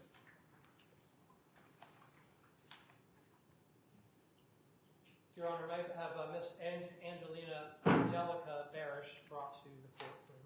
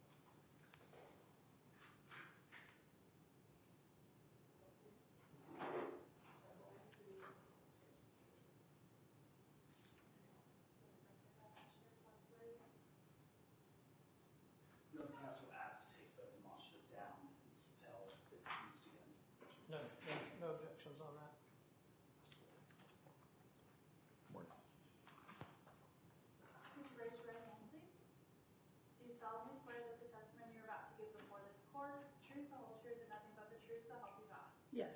Thank you, ma'am. Please state your name for the record. My given name is Evangelina Barish. Ms. Barish, what is your address? Pardon me? Your address? 5842 Buckwheat Road, Milford, Ohio 45150. How long have you been a Milford resident? Excuse me? How long have you been a Milford resident? 18 years. Do you know the defendant in the courtroom? Yes. How do you know the defendant? Mostly online. I don't know him personally, but we started having back and forths in neighborhood pages online in 2023. We're different. We have different viewpoints having to do with school levies and school bonds. And so I shared my views and he countered them. And so we went back and forth several times. Have you ever been an elected official? No. Are you currently serving in any official capacity? No. Statutory duties with the No. state? No. Your Honor, may I approach the witness? You may do so. Exhibit 4, page 28, Your Honor. I could redirect your attention. Ms. Barish, are you familiar with this post? I am. That's my photo. Where was that photo taken? I think I took that photo at home. Where was it posted? Like how When was it posted? It was posted in October of 2023. But where was it posted? Was it posted publicly or is it on a... It was yes, that's Change Claremont is a public page. No, it was, I'm sorry, let me reiterate the question. Where was that original photo posted? How would one get that? In my Facebook profile. Is your Facebook profile locked down? It is locked down. So how would one get a hold of that picture? Probably copying it from my profile photo. It might have been a profile photo at one time. Okay, so potentially it could have been accessible publicly at one point. Yeah, my profile photo is. The rest of my Facebook locked. How long do you typically leave that? Like, if you had to go back and think, how long was that picture posted as a profile picture? A few months. So somebody grabbing that would have to probably watch your Facebook page pretty Definitely. closely. Okay, that's a safe assessment. Yeah, I change them every few months. Who posted that picture? Do you know?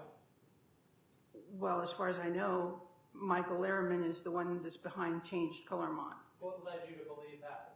It's a parody page on Change Claremont.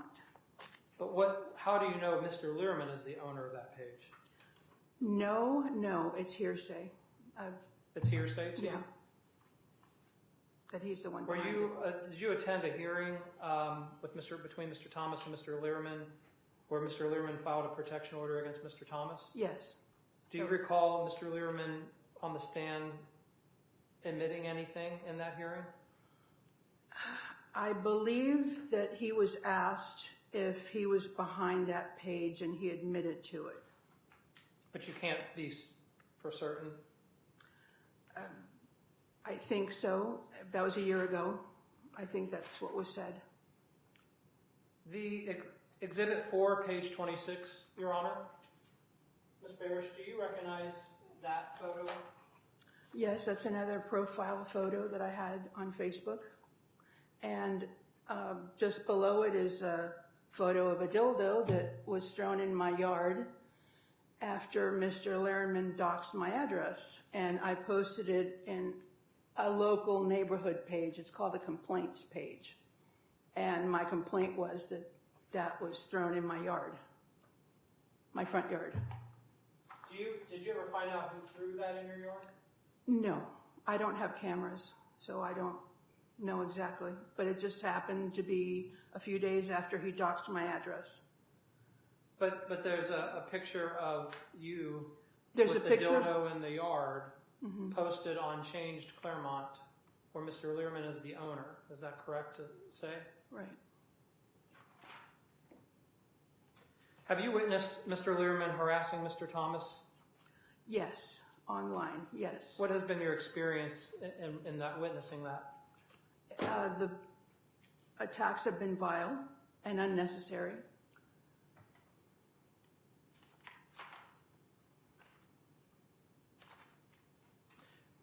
Your Honor, I'm going to Exhibit 8, page 1.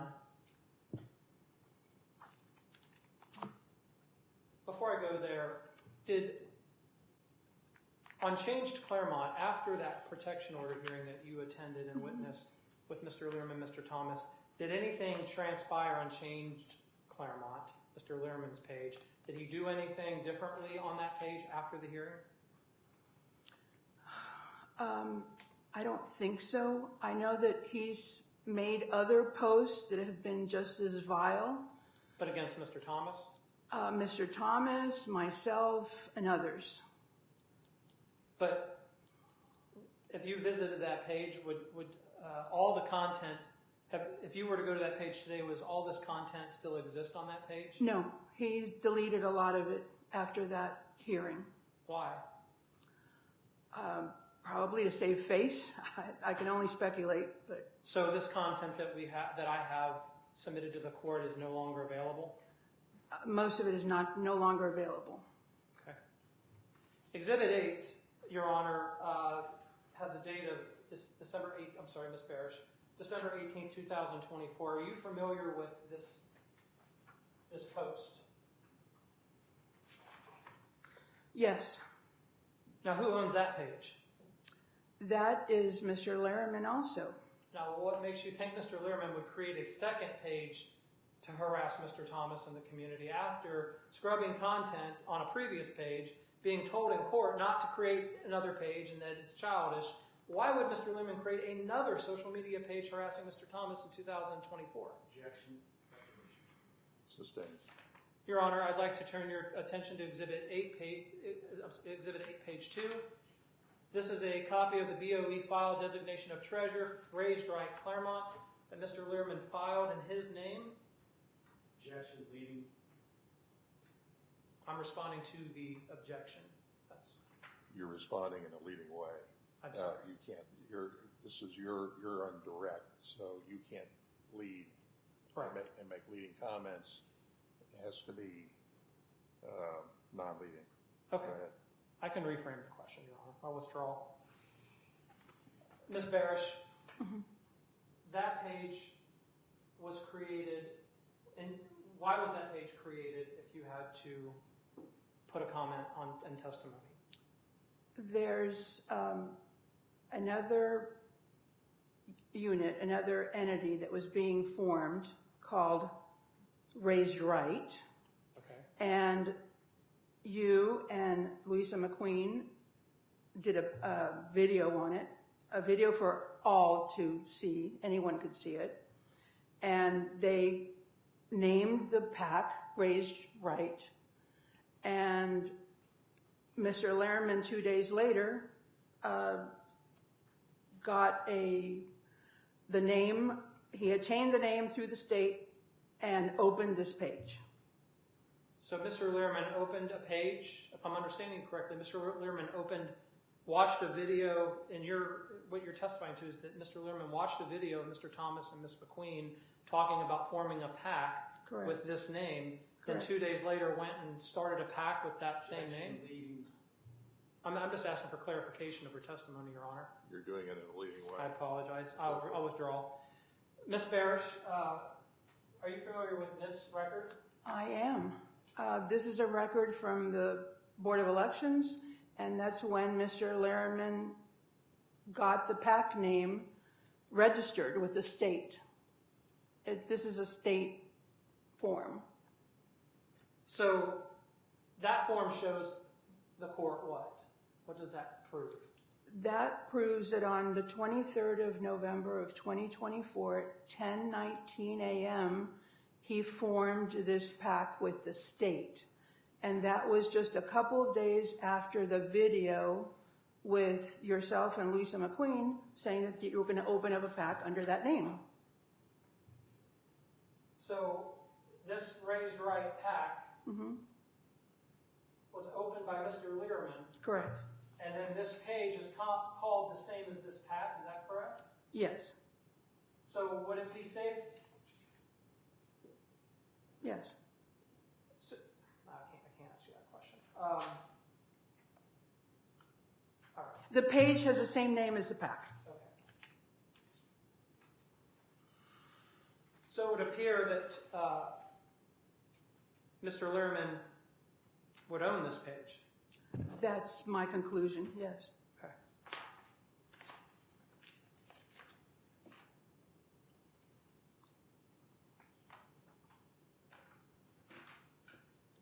Your Honor, I'll return to Exhibit 8, page 7. Ms. Parrish, are you familiar with this event that took place? Yes. Whose address is that on listed as? Whose address? It's your address. Whose address? William Thomas. Thank you. What was that event for? It was an inauguration watch party to view the inauguration of Donald Trump. So that invitation was posted on what page? The Claremont Raised Right, which is the PAC that was formed after Mr. Lehrman took the name Raised Right Claremont. Okay. The PAC that Louisa and yourself planned on forming, since the name was taken, you had to change the name. And that's where it was posted.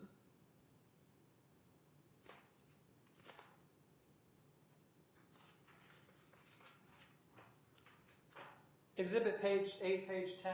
Ms. Parrish, are you familiar with this post?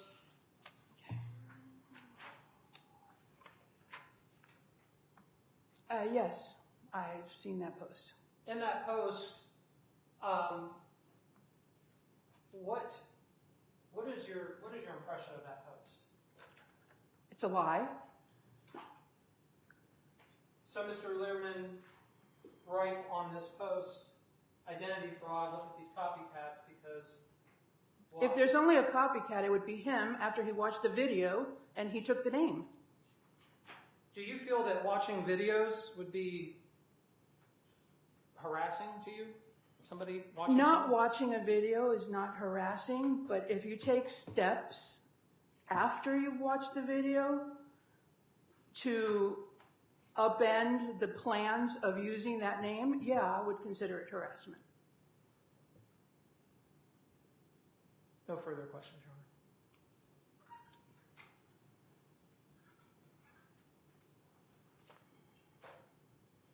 Ms. Barak, am I saying that correctly? Bearish. Bearish, apologize for No problem. You testified that it was your belief that changed Claremont to be a parody page, the older one.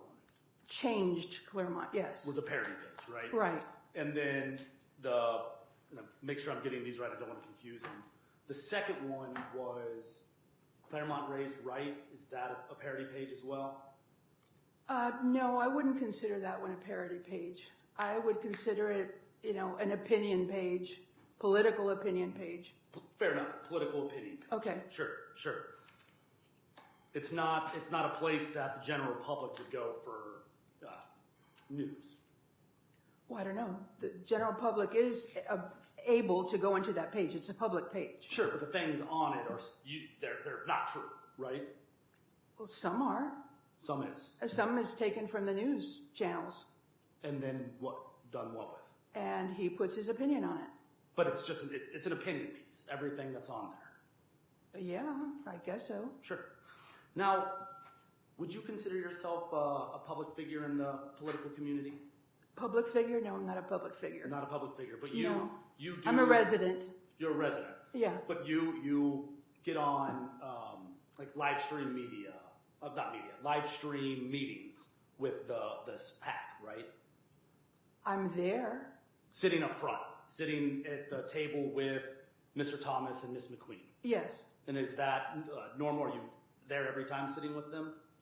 No, not normal, not every time, and not the same table, not at the same location. No. But oftentimes you do, and then you'll speak and you'll address things there, correct? Yes. And now they're open forums, so to speak, right? Yes.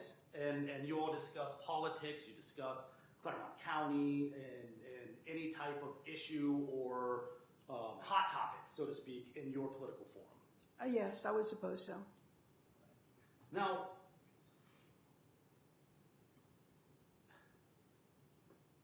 one more. The testimony was that Mr. Lehrman has said things to you online. For your patience. You can go ahead. Thank you, Your Honor. I'd like to proceed with Lieutenant Taylor of the Miami Township Police Department. Okay.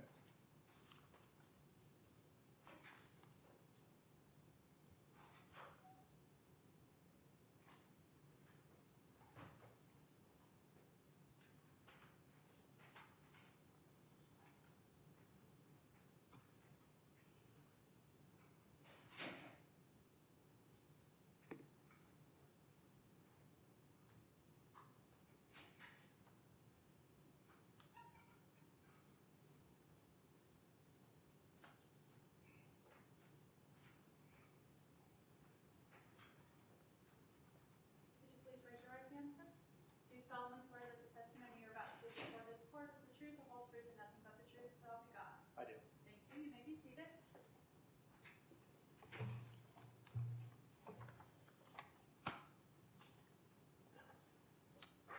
Good afternoon, Detective Taylor. How are you? Hi, good, how are you? I want to apologize. My goal was to get you in before lunch, and time got away, so I do apologize. That's okay. That we kept you this long today. Sure. How long have you been with the Miami Township Police Department? About 8 years now. Okay, so relatively new to the department. I wouldn't say new. I worked for 15 years before that with Union Township. Okay, you came from Union Township. Yes. Gotcha. Are you familiar with this case between Mr. Lehrman and Mr. Thomas? No, Okay. Are you familiar with Miss Louisa McQueen? I am. Okay. Has Miss McQueen reached out to you directly regarding Mr. Lehrman's behavior? She did back in December of last year. Okay, what were the details of that connection? I was given a post-it note by my chief regarding Louisa McQueen having questions about Mr. Lehrman. And he wanted me to call her. So I did. I tried to reach out a couple times. She didn't answer. She ended up calling me back, and we spoke about some comments that he supposedly made over social media and some concerns she had about him recently purchasing a weapon. And based on those concerns, she requested extra patrol from the Miami Township Police Department for a political meeting that she was part of. Was a police report filed at that time? Yes, an incident report was taken. Okay. Did you bring a copy of that incident report I with did. you? I have it here. Would you mind reading the summary of that incident report for the court? You want me to read my narrative? Yes, please. 12/23/24 at 14:15 hours, I received a message from Chief Hirsch to call the complaint and reference this case. I called Louisa McQueen, and there was no answer. A message was left. On 1/2/25 at 13:22 hours, I called Louisa McQueen, and there was no answer. On 1/3/25 at 1100 hours, Louisa McQueen called into the PD. She expressed concerns that Michael Lehrman was stalking her by posting a difference of political opinions and posting non-threatening comments about her. She also stated that Michael Lehrman is reportedly against firearms and believes he recently purchased one. Due to this, Louisa requested extra patrol at Bill Thomas's Holland Drive residence or address for an upcoming PAC meeting that they were having. Louisa also stated that Michael donated money on behalf of PAC members Bill Thomas and Angie, I believe it's Barish, to a GoFundMe toward a political cause that they didn't agree with. And I put in here, note, neither Bill Thomas or Angie Barrick has contacted police regarding this matter. Loiza advised she understood this dispute with Michael Lehrman was not criminal, and his First Amendment right to free speech. Loiza just wanted the information documented in case Lehrman's behavior escalated to something criminal. I advised Loiza that I could set up a EPR, which is an extra patrol request that Miami Township does for their residents. I could set up an EPR for her meeting. However, it would not be a detail, and priority calls would take precedence. She thanked me and advised me she would send me the information regarding the meeting time, duration, location via email. And then the last line of my narrative is, as of 13:25 hours, I had not received an email. To the best of your knowledge, Detective, did Louisa McQueen, Miss McQueen, file this on her own free will, or did you feel that she was conspiring with people to file this? Objection. Speculation. Sustained. When Miss McQueen came to you, did Miss McQueen mention anyone else working with her? Objection. Sustained.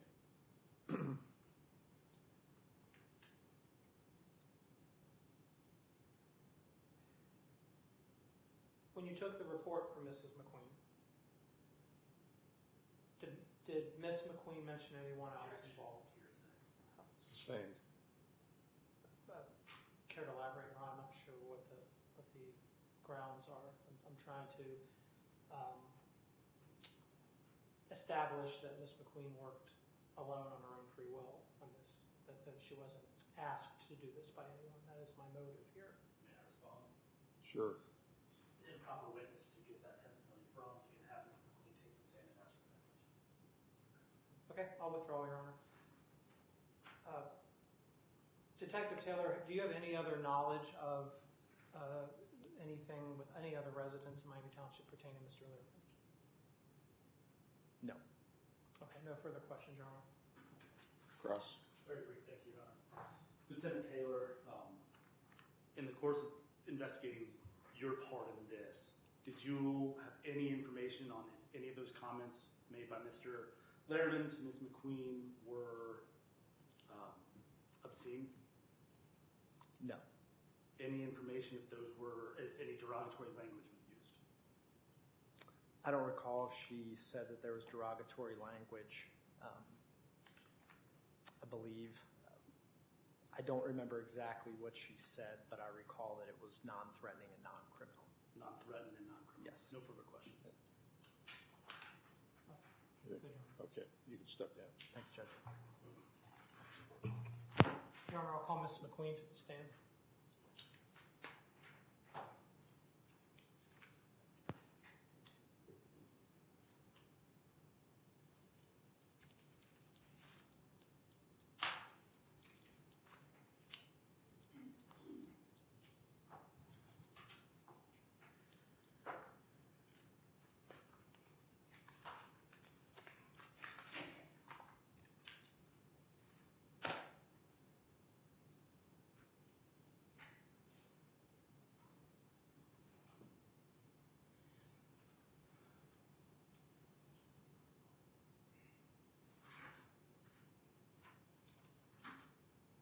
Could you please raise your right hand? Yes, ma'am. Do you solemnly swear that the testimony you're about to give before this court is the truth, the whole truth, and nothing but the truth, so help you God? Yes.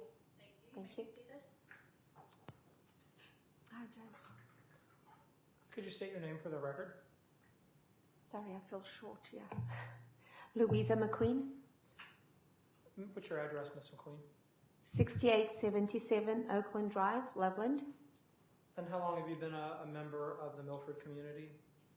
I've been here 16 years. Ms. McQueen, are you the president of a PAC called Raised Right Claremont? Yes, I am. What do you recall when you opened the PAC? It was back in January, December, January, one of the two. Was this the name of the PAC that you intended on using? No, What was the name that you intended on using? Raise Right for Claremont. Are you familiar that there is another PAC registered with that name? Yes, I am. Could you explain why you would want to create a a PAC in the same name as another person? Well, I created another name because originally we had a podcast where we announced that I was going to create a PAC called Raise Right for Claremont. And unfortunately, 2 days later, Mr. Lehrman went and created that PAC name. So I had to change my PAC name. So my PAC name now is called Claremont Raise Right. Has that caused you to incur any damages financially, mentally, for that? No. Did you file a trademark for this name or this logo for this PAC? Yes. What were your reasons for spending the money to do that? So that Mr. Lehrman wouldn't copy it. Was that a concern of yours? Yes, it was. Why were you concerned with that? Because that's what Mr. Lehrman does. That's his behavior. And I didn't want him to take that away from the PAC. So we had to take an extra step to protect anything that we were doing for the PAC so he wouldn't copy it. Previous to the PAC, did you have any interactions with Mr. Lehrman? No. Did you interact with him on social media at all? No. So this was just out of nowhere? Well, it was because of you, Mr. Thomas. Because you were obviously part of the PAC, and he knew that. And so he just came after me because you were part of the PAC.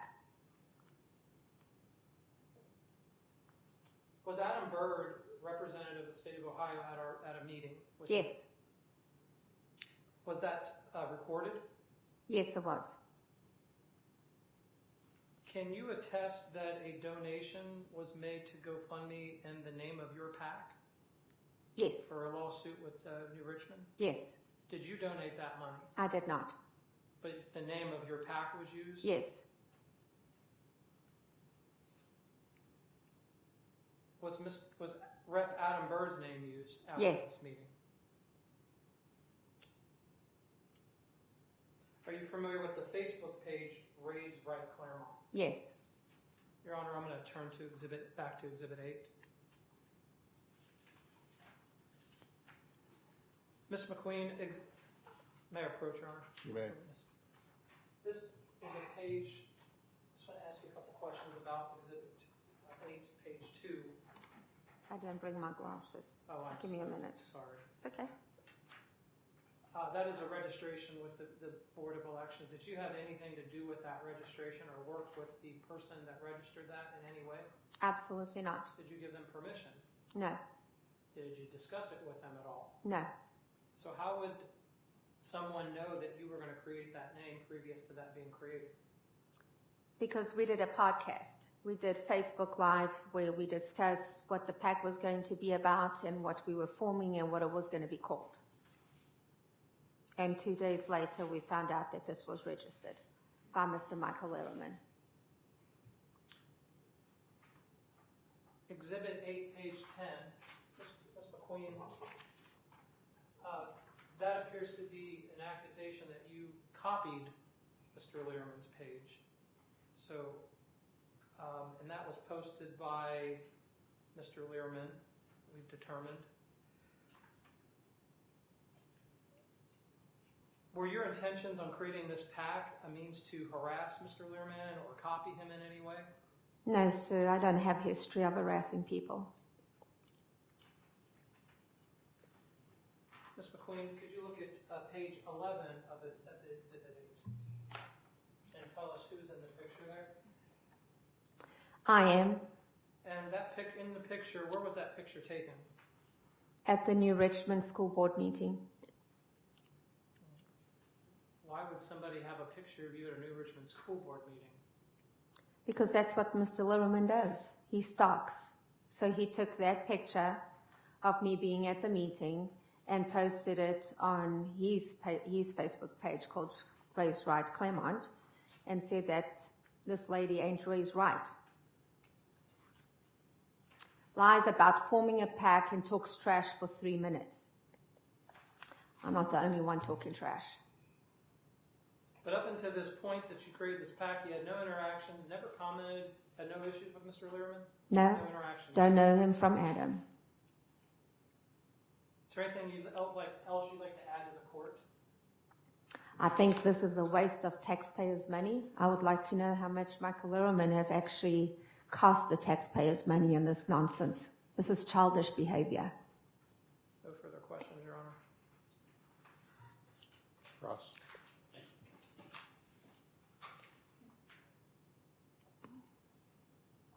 Hey. Ms. McQueen, Yes, sir. are you aware that Mr. Lerman didn't actually file anything to be here today? Am I aware? I am not aware, no. No. So if I told you that Mr. Thomas is the one who filed this, would you still contend with your statement that this is a waste of taxpayers' dollars? Yes, but at this point in time, I think we need to protect ourselves because I have an issue with Mr. Lerman. I mean, I do feel afraid, unfortunately. And you made a comment just a little bit ago that you said, I'm not the only one talking trash. In reference to yourself. Right. Everyone's talking trash, right? Everyone that's been in this courtroom talks trash. I don't know. I can't be witness to that. Well, Mr. Lerman talks trash. You admit you talk trash. Mr. Thomas talks trash. It's just a bunch of back and forth banter, correct? Right. Politically inspired banter. Yeah, I've never had that with Mr. Lerman, though. I mean, we've never talked trash back and forth. I've never had that with him. But it's been, you've said stuff on the podcast or whatnot. He said stuff. He said stuff. It's just a big runaround between everybody, correct? No, what I said on the podcast is what I was planning on doing. I wasn't talking trash. I don't typically go around talking trash about people. But you did say today that you do talk trash as well. Yeah, because Mr. Lerman talks a lot of trash, yes. Right. So you do it back and forth. Maybe No, not to each other, I've but never, you're talking yeah, trash. I've never done it with Mr. Lerman, no. Then who are you talking trash with? I don't talk trash.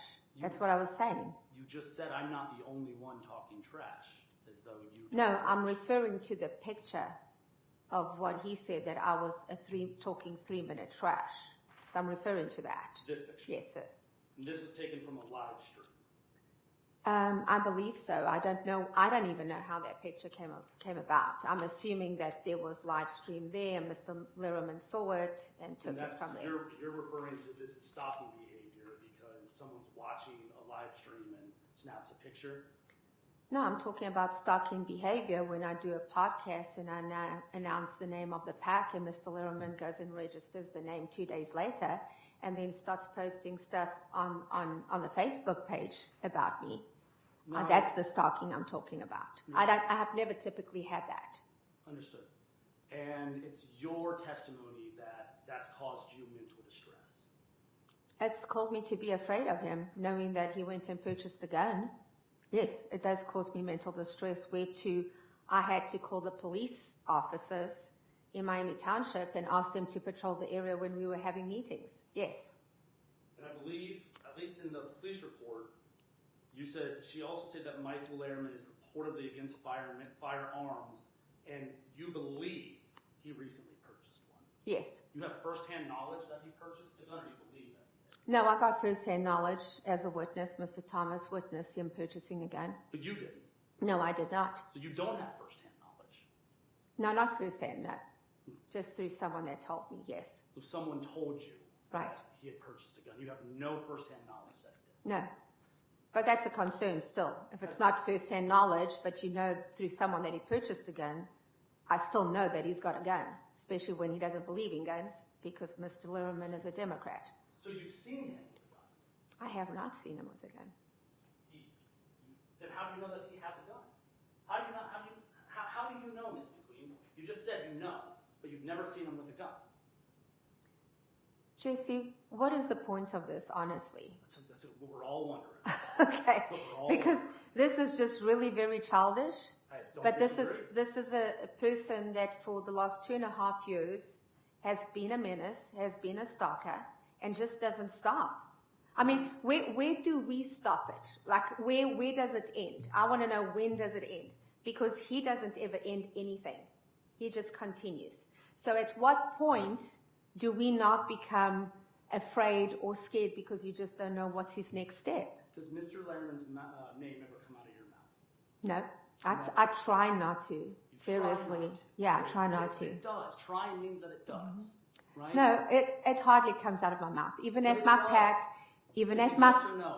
my first meeting at the PAC, I said, we are not talking about Mr. Lehrman in this PAC, because this is not what the PAC is about. The PAC has a focus on one thing. Is that the same PAC meeting where it was discussed how he's not a threat and no one's worried about him? I don't recall that. I don't recall discussing that. Objection, Your Honor. Sustained. Right. So let's talk about how you've suffered mental distress at the hands of Mr. Lehrman. Do you have any evidence to show this court that he's had any obscene or derogatory language towards you? Obscene? No. I think Mr. Lehrman's actually quite confused because of one time he posted on his Facebook page, Raised Right Claremont, that I wasn't raised right, that picture that you have. And then a few days later, when I was helping out with a church giving cots for the homeless people, then he posted that and said I was raised right. So I'm not sure what he thinks about me. Fair. You know? But bringing me back to my question, so that's a no. You have no evidence to show this court of any obscene or derogatory language towards you by Mr. Lehrman? No. You have no outrageous outbursts from Mr. Lehrman? We have had no contact. No screaming fits from Mr. Lehrman? We've had no contact. No physical altercations with you? We've had no contact. No threats towards you? We've had no contact.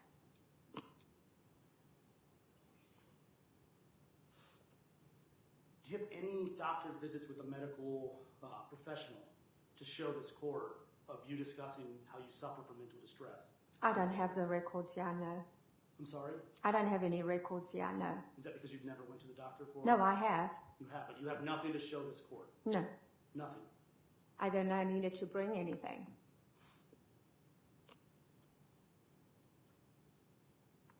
You have no evidence to show this court regarding how your daily routine has been impacted or changed because of Mr. Lehrman? No.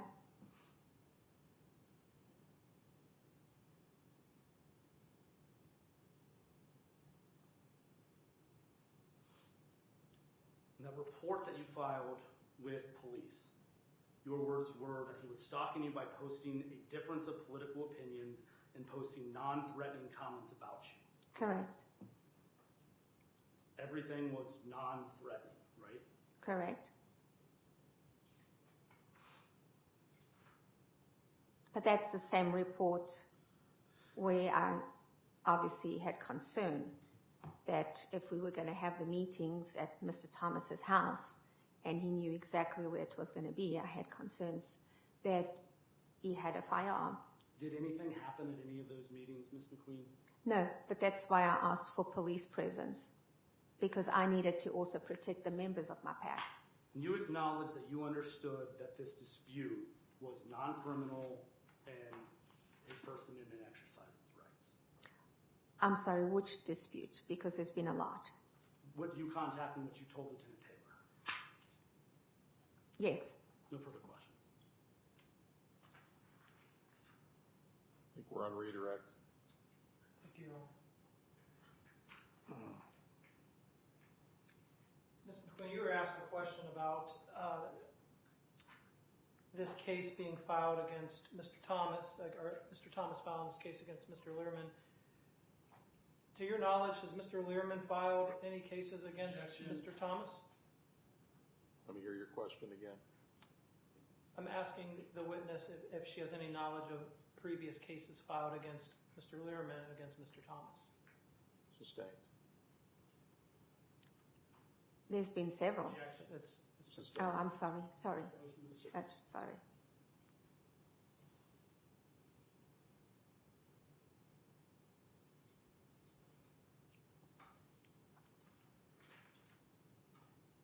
no further questions, Your Honor. Okay. Any recross? No, Your Honor. You can step down. All right, thank you. Your Honor, I'm going to call Detective Michael Ross on first on the Ducas Tecum that was filed.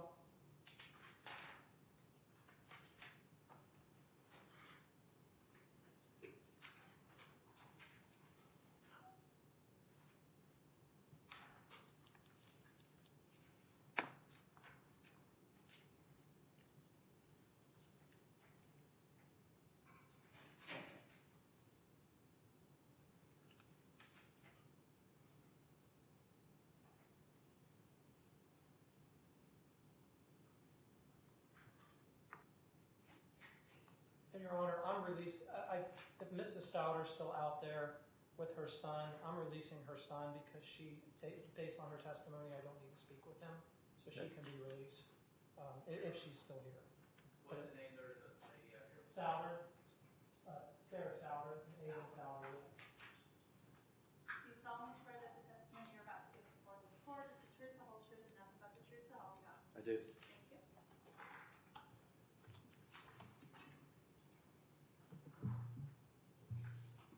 Could you please state your name for the record? Yeah, I'm Detective Michael Ross. And how long have you been with the Claremont County Sheriff's Department? About 28 years. Are you familiar with the defendant in the courtroom, Michael Lehrman?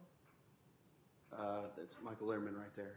I don't know if he's the defendant or the respondent, but He's the must be the respondent. Right there. What have been your interactions with Mr. Lehrman? I tried to call him a couple times, but I've never actually talked to him in person. Have you investigated any cases on allegations against Mr. Lehrman? A couple, yes. Could you tell the court what those two cases are, a couple cases? Sure. The case I'm currently investigating involves a GoFundMe page called Help a Dedicated Teacher Stand Up for LGBTQ Students' Rights. And through my investigation, I've discovered that Michael Lehrman, Sarah Souter, Haley Smith, and Susan Dawes donated to that GoFundMe page using other people's names, including, I think yours was one of the names, yes. Detective Ross, have you interviewed any of those folks? I have called all of them. I've only actually interviewed Haley Smith. And what was the response from Mrs. Smith in that case, or that interview? She said that she was your neighbor and that you were doing some things that she didn't agree with, and that's why that she was motivated to do to donate the money to the GoFundMe. Using Mr. Thomas's information? Hers in particular said in honor of Bill Thomas and changed Claremont. She didn't actually pretend to be you. Okay. Were there any donations in Bill Thomas's name? Yes. And who made those donations? Susan Dawes. Did Michael Lehrman based on your investigative report, was Michael Lehrman involved in the donations against Mr. Thomas? No. Okay. Based on your investigation, which ones were based on Mr. Lehrman donating? He donated on behalf of Joseph R. Biden. He donated using the name Paul Chambers and Melissa Nolan. He donated using the names Andrew Sedoya and Mike Durkee. And finally, he donated using the names Annette Zimmerman and Angie Barak. Okay. Did your investigation show any donations in the PAC Raised Right? I don't have any of that. He may have. I don't have any information about the PAC Raised Right. I didn't follow up on that because it's an organization, not a person. Sure. Detective Ross, could you tell us about the first investigation? That sounds like that was more recent. Was there an initial investigation against Mr. Lehrman for criminal activity, alleged criminal activity?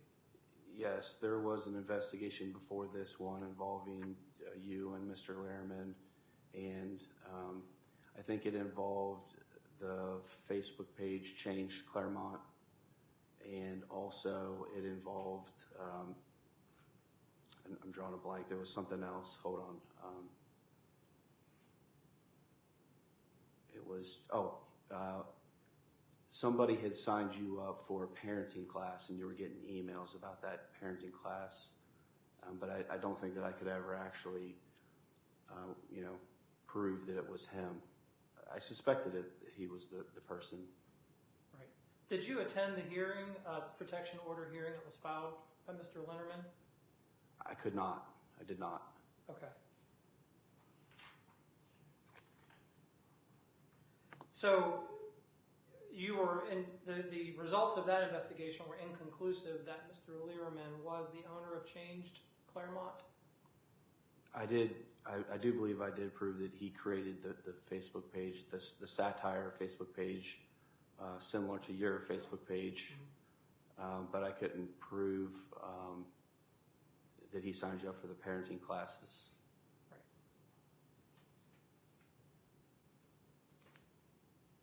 The investigation that you currently did with Mr. Learman, has that been dismissed or is that still ongoing? The latest investigation? Yes. It's still a pending investigation. Okay, so it's an ongoing criminal investigation against Mr. Learman. Is anyone else being investigated at this point other than Mr. Learman? Yes. Michael Lehrman, Sarah Souder, Haley Smith, and Susan Dawes I've identified as people that have donated in other people's names and may have committed a crime. I don't know yet. And I have multiple victims on that case as well, more than just you. Okay. No further questions for Detective Ross, Your Honor. Cross-examination. Thank you. Detective Ross, in your investigation with the GoFundMe, do you know whose money was being spent on those donations? I assume that the people that made the donations were the ones using their own money. For example, Mr. Lehrman, I believe, made the donations, used his own money to make his own donations.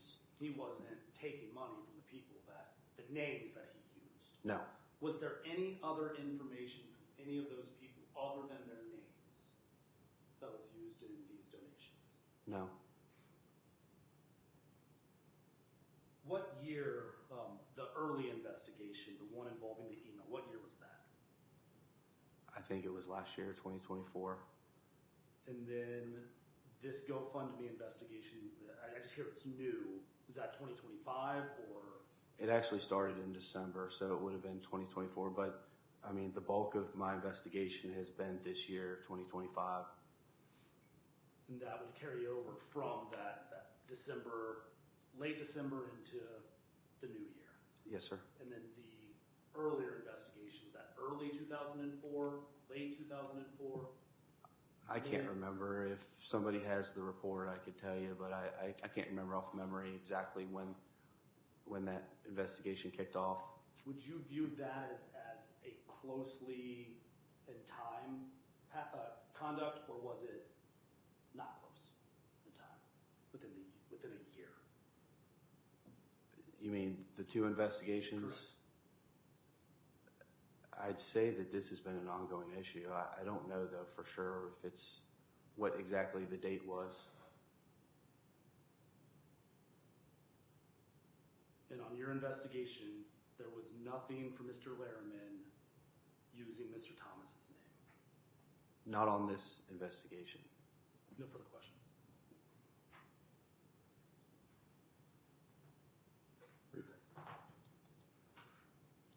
Detective Ross, has Mr. Thomas been investigated for any criminal activity against Mr. Lehrman, to your knowledge?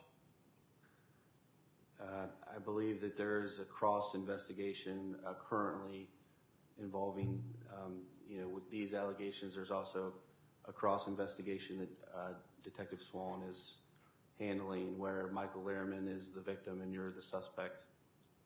Do you know any details on that case? Actually, I do not. Okay.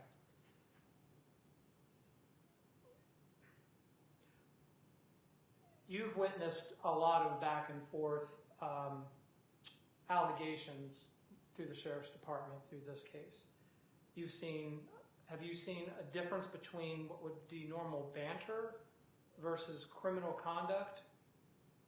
So in other words, my question is, your observations on these two investigations, do they go above what you would normally see as just online banter back and forth, political disagreements, that this would be an elevated action taken more than just online banter? I think that there is potentially a identity theft and potentially a telecommunications harassment, but I would consult with the prosecutor's office before I would go forward with any type of criminal charges. You mentioned identity theft. Now, counsel just brought up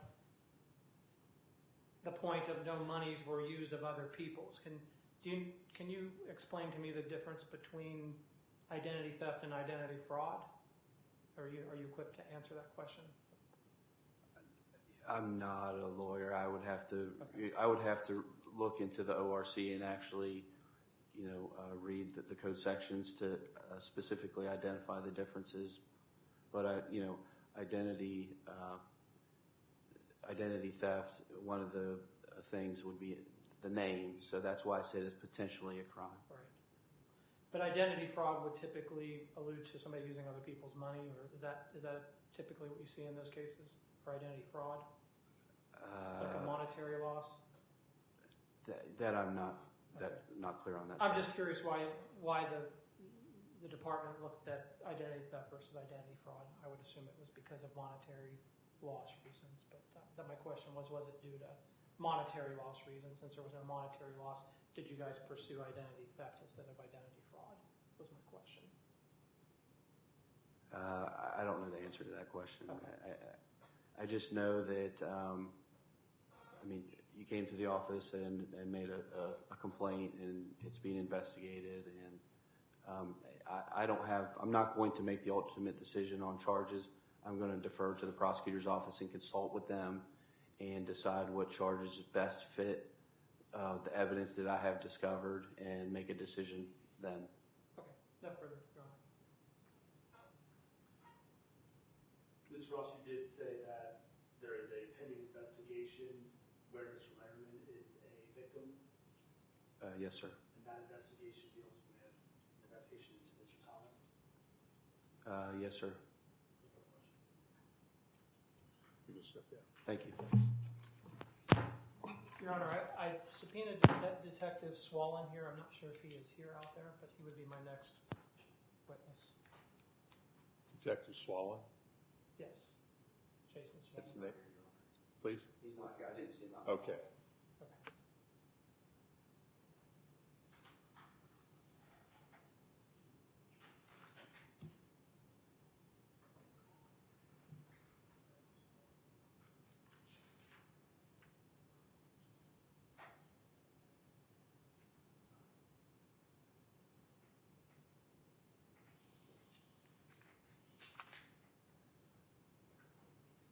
He's not here, sir.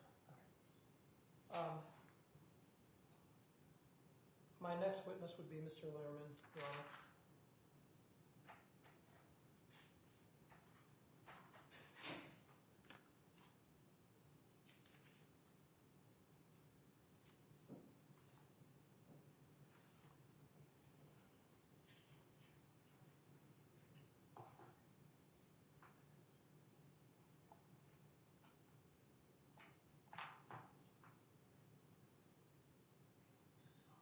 Here's Mr. Lerman's being called upon cross-examination, I assume.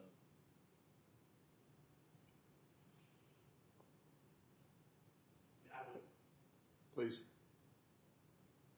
He's calling Mr. Lerman as a witness? Yes. I would make the argument that if he could decline to, if there's a pending investigation where he's a potential defendant, that he could invoke his Fifth Amendment right if so chooses. This is a civil case. Yeah, but it's difficult when there's pending investigation. So, do you want time to talk to him about his Fifth Amendment rights before we... That's what we're just whispering back and forth. You want to keep whispering back and forth? If we can, Judge, yeah, I just want to see what Okay.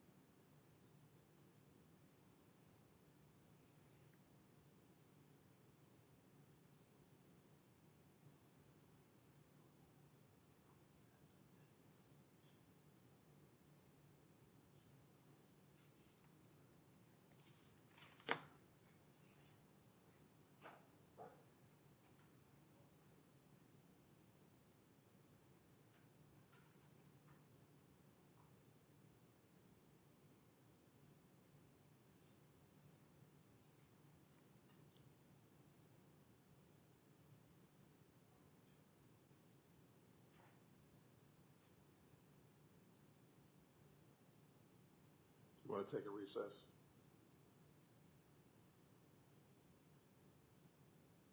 No.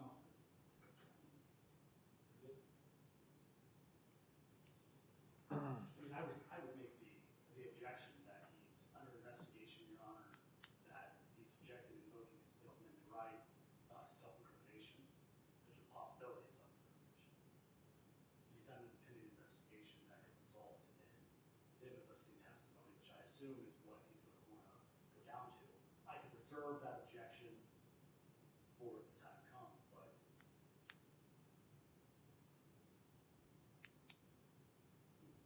Detective Ross did just say that he was under investigation.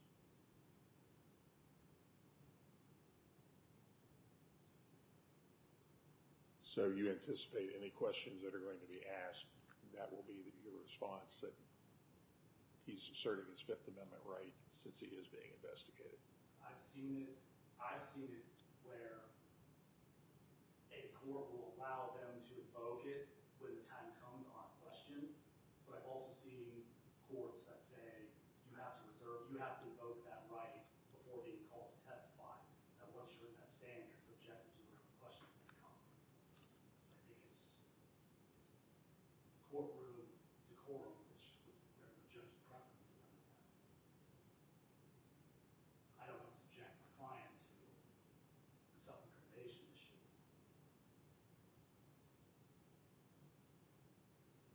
So I'm hearing you say your advice to him is to assert his right. Correct. And not try to parse it as to whether he's waiving on one statement. Absolutely. Okay. So I don't think you're going to be able to call him as a witness. Your Honor, if the line of questioning has anything to do with this testimony. His Fifth Amendment right it trumps me. So question for the court here, if he invokes his Fifth Amendment right, so anything previous to this investigation should be subject to testimony. This is about an ongoing harassment. It's a protection order case. Granted that there are things being investigated currently. This goes back years of harassment by Mr. Litterman and my family. I asked the court to allow questioning around anything previous to this investigation because nothing previous would be incriminating. Your Honor, if I may be heard, again, Mr. Thomas is fair to take the stand himself and talk about this quote-unquote harassment that he has been at, that he has quote-unquote suffered from. He doesn't need to put the respondent on the stand in order to get that. He's free to testify himself, testify freely to all of that as well. It's his burden. My argument is that's the proper way for him to elicit that testimony. It's for him to put that out there. Your Honor, I may add, in the previous protection order filed against Mr. Litterman against me, I was called to the stand and asked questions by Mr. Litterman. That was the previous one, Judge. We're here today. Precedent. I'm going to ask that procedure be the way that it's supposed to be done in courts. Whatever happened in the last one should have no bearing, absolutely no bearing on how this one goes. Well, I disagree, Your Honor. Precedent is set every day in courts. So how things are done in a courtroom do set precedent in the way we practice law in the state of Ohio, including AG opinions on law. Correct. So we just heard testimony that he is under investigation regarding matters that relate to this hearing. Not what's happening in the hearing, but relating to what's being discussed in the hearing. He has a right to assert his Fifth Amendment privilege and to say, I'm not going to testify because I'm being investigated for criminal acts and that what is going to be used may be used against me. So, you're not going to be able to call him. They're asserting his Fifth Amendment right. I'm not going to require, and I don't think it's appropriate for the judge to try to parse, is this statement going to be incriminating or is that statement going to be incriminating? Because ultimately, if he waives his Fifth Amendment privilege and I order it and I'm wrong, then so he's saying he's not going to testify and I'm not going to make him testify. And I think that is in accord with the law. So you can call your next witness. I have no further witnesses, Your Honor. Okay.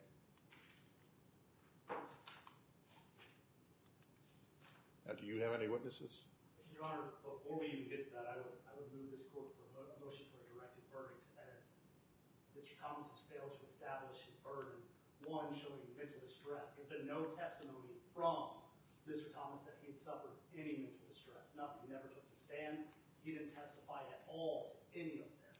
He has no evidence to show the court that he suffered from any type of loss, any type of mental distress, that there was any physical harm. He just simply has not met the burden for a civil stop and protection order today. Your Honor, I would like to add to that apparently I'm under a criminal investigation, so I'm subjected to the same issue that Mr. Lehrman is for taking the stand. So I'm unable to take the stand based on this court's finding that Mr. Lehrman can't take the stand. I would not want to take a chance on incriminating myself. He still has that burden. He can't burden shift. He's the individual who filed the petition. So basically what you're saying is somebody files a protection order in a domestic violence case, person's being criminally held in jail, they can't issue it? That doesn't sound even remotely right. The petitioner has a burden. They must meet that burden. That is not right.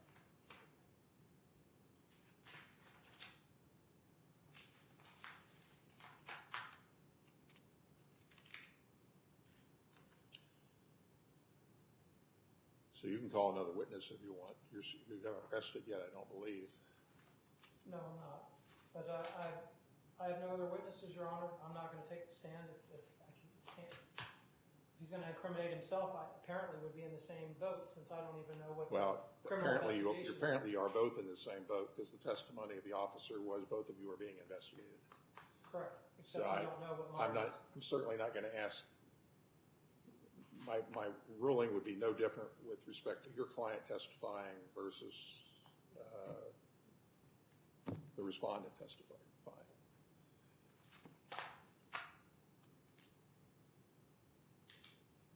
Well, I ask for a closing statement.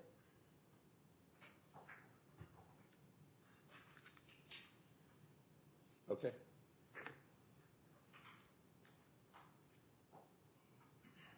Your Honor, you heard testimony today from several witnesses that Michael Lehrman has continuously harassed, caused mental distress to the folks in the community, including Mr. Thomas.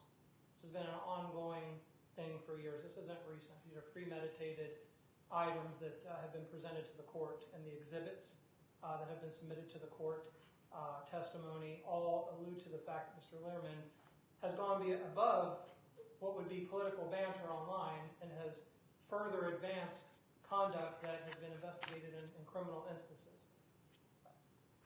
When you look at menacing by stalking and what's the definition of stalking, stalking is any unwanted contact.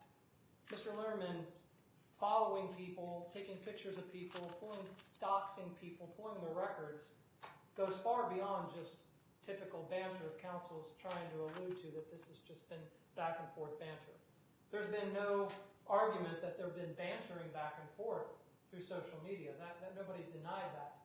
But Mr. Lehrman has taken it further through these actions of signing up people for GoFundMe donations and signing people up for classes, using their information. These are actions that are far beyond what you would expect in just political bantering back and forth. It's a continuous pattern of stalking and taking action, and then turning around and filing protection orders, victimizing himself, wasting the court's time, the time of law enforcement to investigate matters as a means to continue to further harass the defendant in this case. Your Honor, I ask the court take this under advisement and look into this a little further than just a simple dismissal, because there has been ample proof that this has been beyond just banter, that this is an ongoing case of harassment, creating mental distress for all parties involved. Thank you.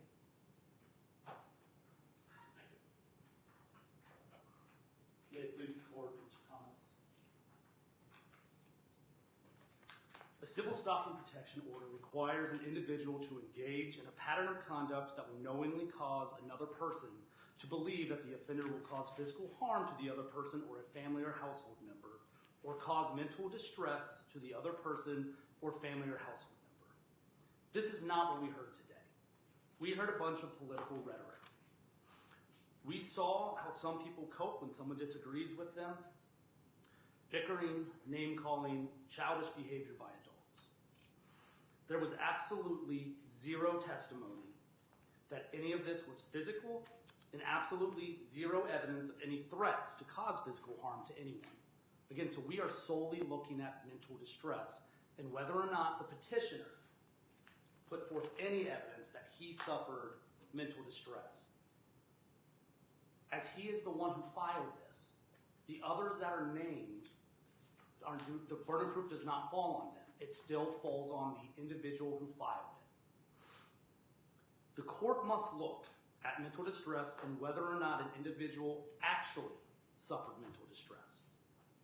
While the court can rely on testimony, it still needs to be backed by sufficient proof to show that that mental distress was actually suffered. At no point in time did anyone provide the court with any evidence of anything that could cause mental distress. At no point in time did anyone provide any evidence of any of those individuals, Mr. Thomas especially, since he didn't even take the stand to say what he was suffering or what had happened. Nor did Ms. McQueen, Ms. Brock, Mr. Chambers, any of them actually suffer any form of mental distress. No evidence was given or provided to this court. The courts have stated that mental distress can be evidenced a variety of ways. One such way is through consultation with a mental health provider. Today, there was no evidence by Mr. Thomas or anyone else that they could provide you with showing that they went and consulted with a mental health provider. Another way is by evidence of a changed routine due to a pattern of conduct of the offender. Again, there was no evidence of that. Ms. Barrick said that she called the police and had them come outside after one isolated incident. One isolated incident, not a pattern of conduct. The courts have found that when there is proof of one's inability to sleep or concentrate due to a pattern of conduct, that would be enough to show one has suffered mental distress. Again, zero testimony that anyone suffered from an ability to concentrate or sleep due to this online political rhetoric by Mr. Lehrman, Mr. Thomas, and the other individuals. The courts have held that when there's a pattern of obscene, derogatory language, or profane gestures, that may be enough to satisfy that one has suffered from mental distress. Again, every single individual that took the stand today told you there was no obscene, derogatory language, and that there was absolutely zero profane gestures from Mr. Lehrman towards any of them. No direct threats were ever made, no outrageous outbursts, no screaming fits, all the things that the court can cause someone, that the courts have agreed can cause someone mental distress, were not present in this case today. In fact, we didn't even see a pattern of conduct, no events that were closely related in time to trigger any mental distress. Solely political rhetoric, online discussions back and forth, where everyone took the stand and said that there was at some point in time some back and forth. The only individual who didn't say that was Ms. McQueen, but she did at least admit that she has talked trash. Not sure what she meant by that, and I think she rebutted that at the end, but she did say that on direct, that she even talked trash.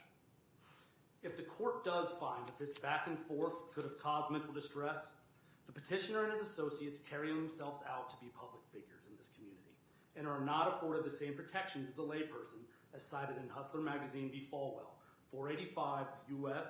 46, 1988, where the state's interest in protecting public figures from emotional distress is not sufficient to deny First Amendment protections to speech that is patently offensive and is intended to inflict emotional injury when the speech could not have reasonably been interpreted as stating actual facts about the public figure involved. Everyone testified that those Facebook pages were satire and parodies. No one, no reasonable mind could come to the conclusion that those were facts. No matter how off the wall they were, everyone knew that that's parody and satire. Similarly here, none of that speech ever reached anything or amounted to anything that would remotely be considered patently offensive. This is just political disagreements, and if one party doesn't like what is being said, they can simply block the other party or stay away from the social platform. Here, nobody chose to stay away. They simply can decide to not log in and not comment back. Mr. Thomas's claims are not substantiated. Again, he provided this court with zero testimony and zero evidence. He can't support his claims, and he therefore did not meet his burden of proof. His protection order must be dismissed in its entirety. Thank you. You get the last word.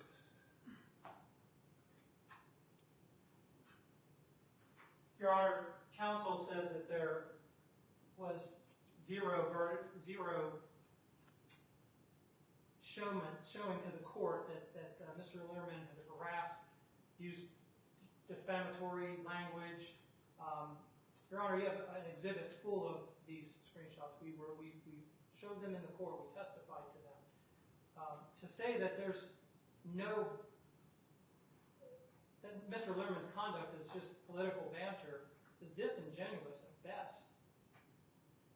We had Ms. Barish testified to the fact that a person in her family, that Mr. Lehrman went after her husband and some very hurtful things and bringing up her ex-husband's criminal past because he couldn't see fit. The court ruling that this is acceptable behavior in the community would set precedents that people can just be doxxed and be bullied offline and anybody with any sort of political disagreement can just have their information used, stuff signed up for them. You know, I'm beyond words with what I just heard from counsel. There was clear testimony. We marched several people in front of this court that testified that they've been harassed by this individual on multiple occasions. Sometimes unprovoked. Mr. Thomas, there was witness that Mr. Thomas has been harassed by this individual. I think that it's important that the court doesn't just simply throw this into the bucket of political banter, because then you set the precedence that this type of behavior is going to be okay, it's fine, and we're going to continue. Mr. Lehrman has already filed 2 protection orders against Mr. Thomas previously. Mr. Thomas has filed 0 up until this protection order in the past 2 years of all of this harassment. These protection orders are supposed to protect people. Are you going to tell all these people, is this court going to send a message to all these people that they're not protected by this type of behavior? Their information being blasted because they have different political views? I think it's very important the court put a stake in the ground. Otherwise, we're going to continue tying up law enforcement, having the prosecutor's office wasting their time in these meetings for further protection orders. Who knows the next one that gets filed? These guys go and sign people up using their information, and then they're going to go create an investigation to distract to their involvement in the criminal activity. I think it's very important that the court set precedents with this case in this county that this is not okay behavior, and they should be protected. It's almost impossible to say there's been no mental distress. I understand the burden of proof. I understand what counsel's saying. But the burden of proof is also the testimony of the people that has been shown, and the testimony of the people that have been displayed in front of the court one after another. So I ask the court to take that into consideration in the decision. Thank you. I'll review it and announce my decision this afternoon. So stick around. All right. Judge, I do have one question, if I may. I didn't hear any evidence actually be entered in, like any of the exhibits entered in. Is that not being part of the record, correct? I entered the exhibits into a record. At least that's what I thought I did when I said I'm entering these into the court's record. So I just heard reference to them. I never heard. If the court disagrees, I understand. Okay, thanks. This court of common pleas is now recessed. Seated. Explanation of how I analyzed this. I think most people don't understand how difficult it is to get restraining order for menacing by stalking. And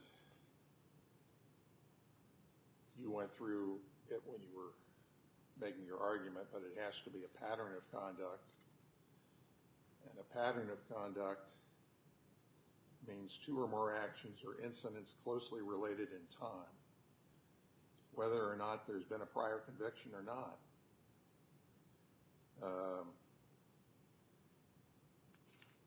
And through the pattern of conduct, the person has to knowingly cause another person to believe that the offender will cause physical harm. And you correctly analyze that that's not present in this case, or cause mental distress.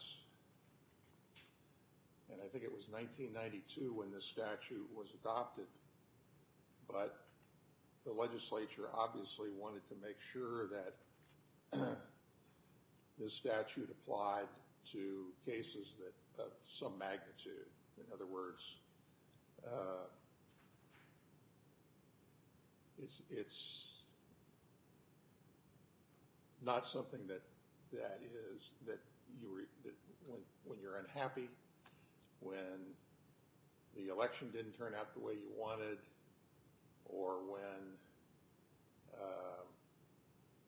you're just not feeling as good as you could feel. We these days tend to refer to that as mental distress. But mental distress under the statute was drafted at much more seriousness. So any mental illness or condition that involves some temporary substantial incapacity. You can't do anything for a long time. Temporary substantial incapacity. Or any mental illness or condition that would normally require psychiatric treatment, psychological treatment, or other mental health services, whether or not any person requested or received that treatment or services or other mental health services.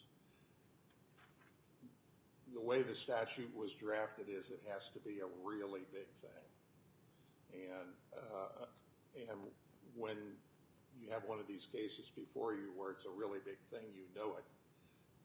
This is not one of those cases where it was proven that this is a really big thing. So during these times, the word mental distress is used kind of on a daily basis.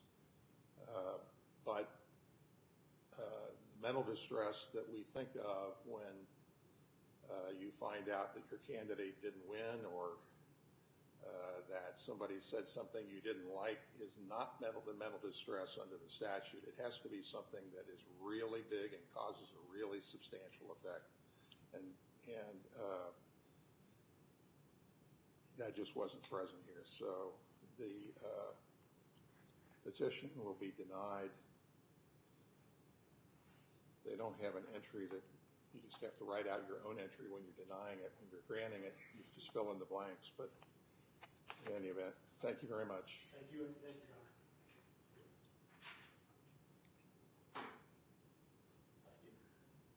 Costs of the action are assessed against, well, actually we'll say waived.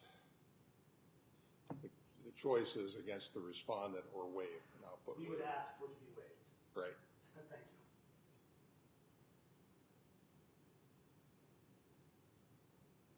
Thank you very much. Thank you, Your Honor.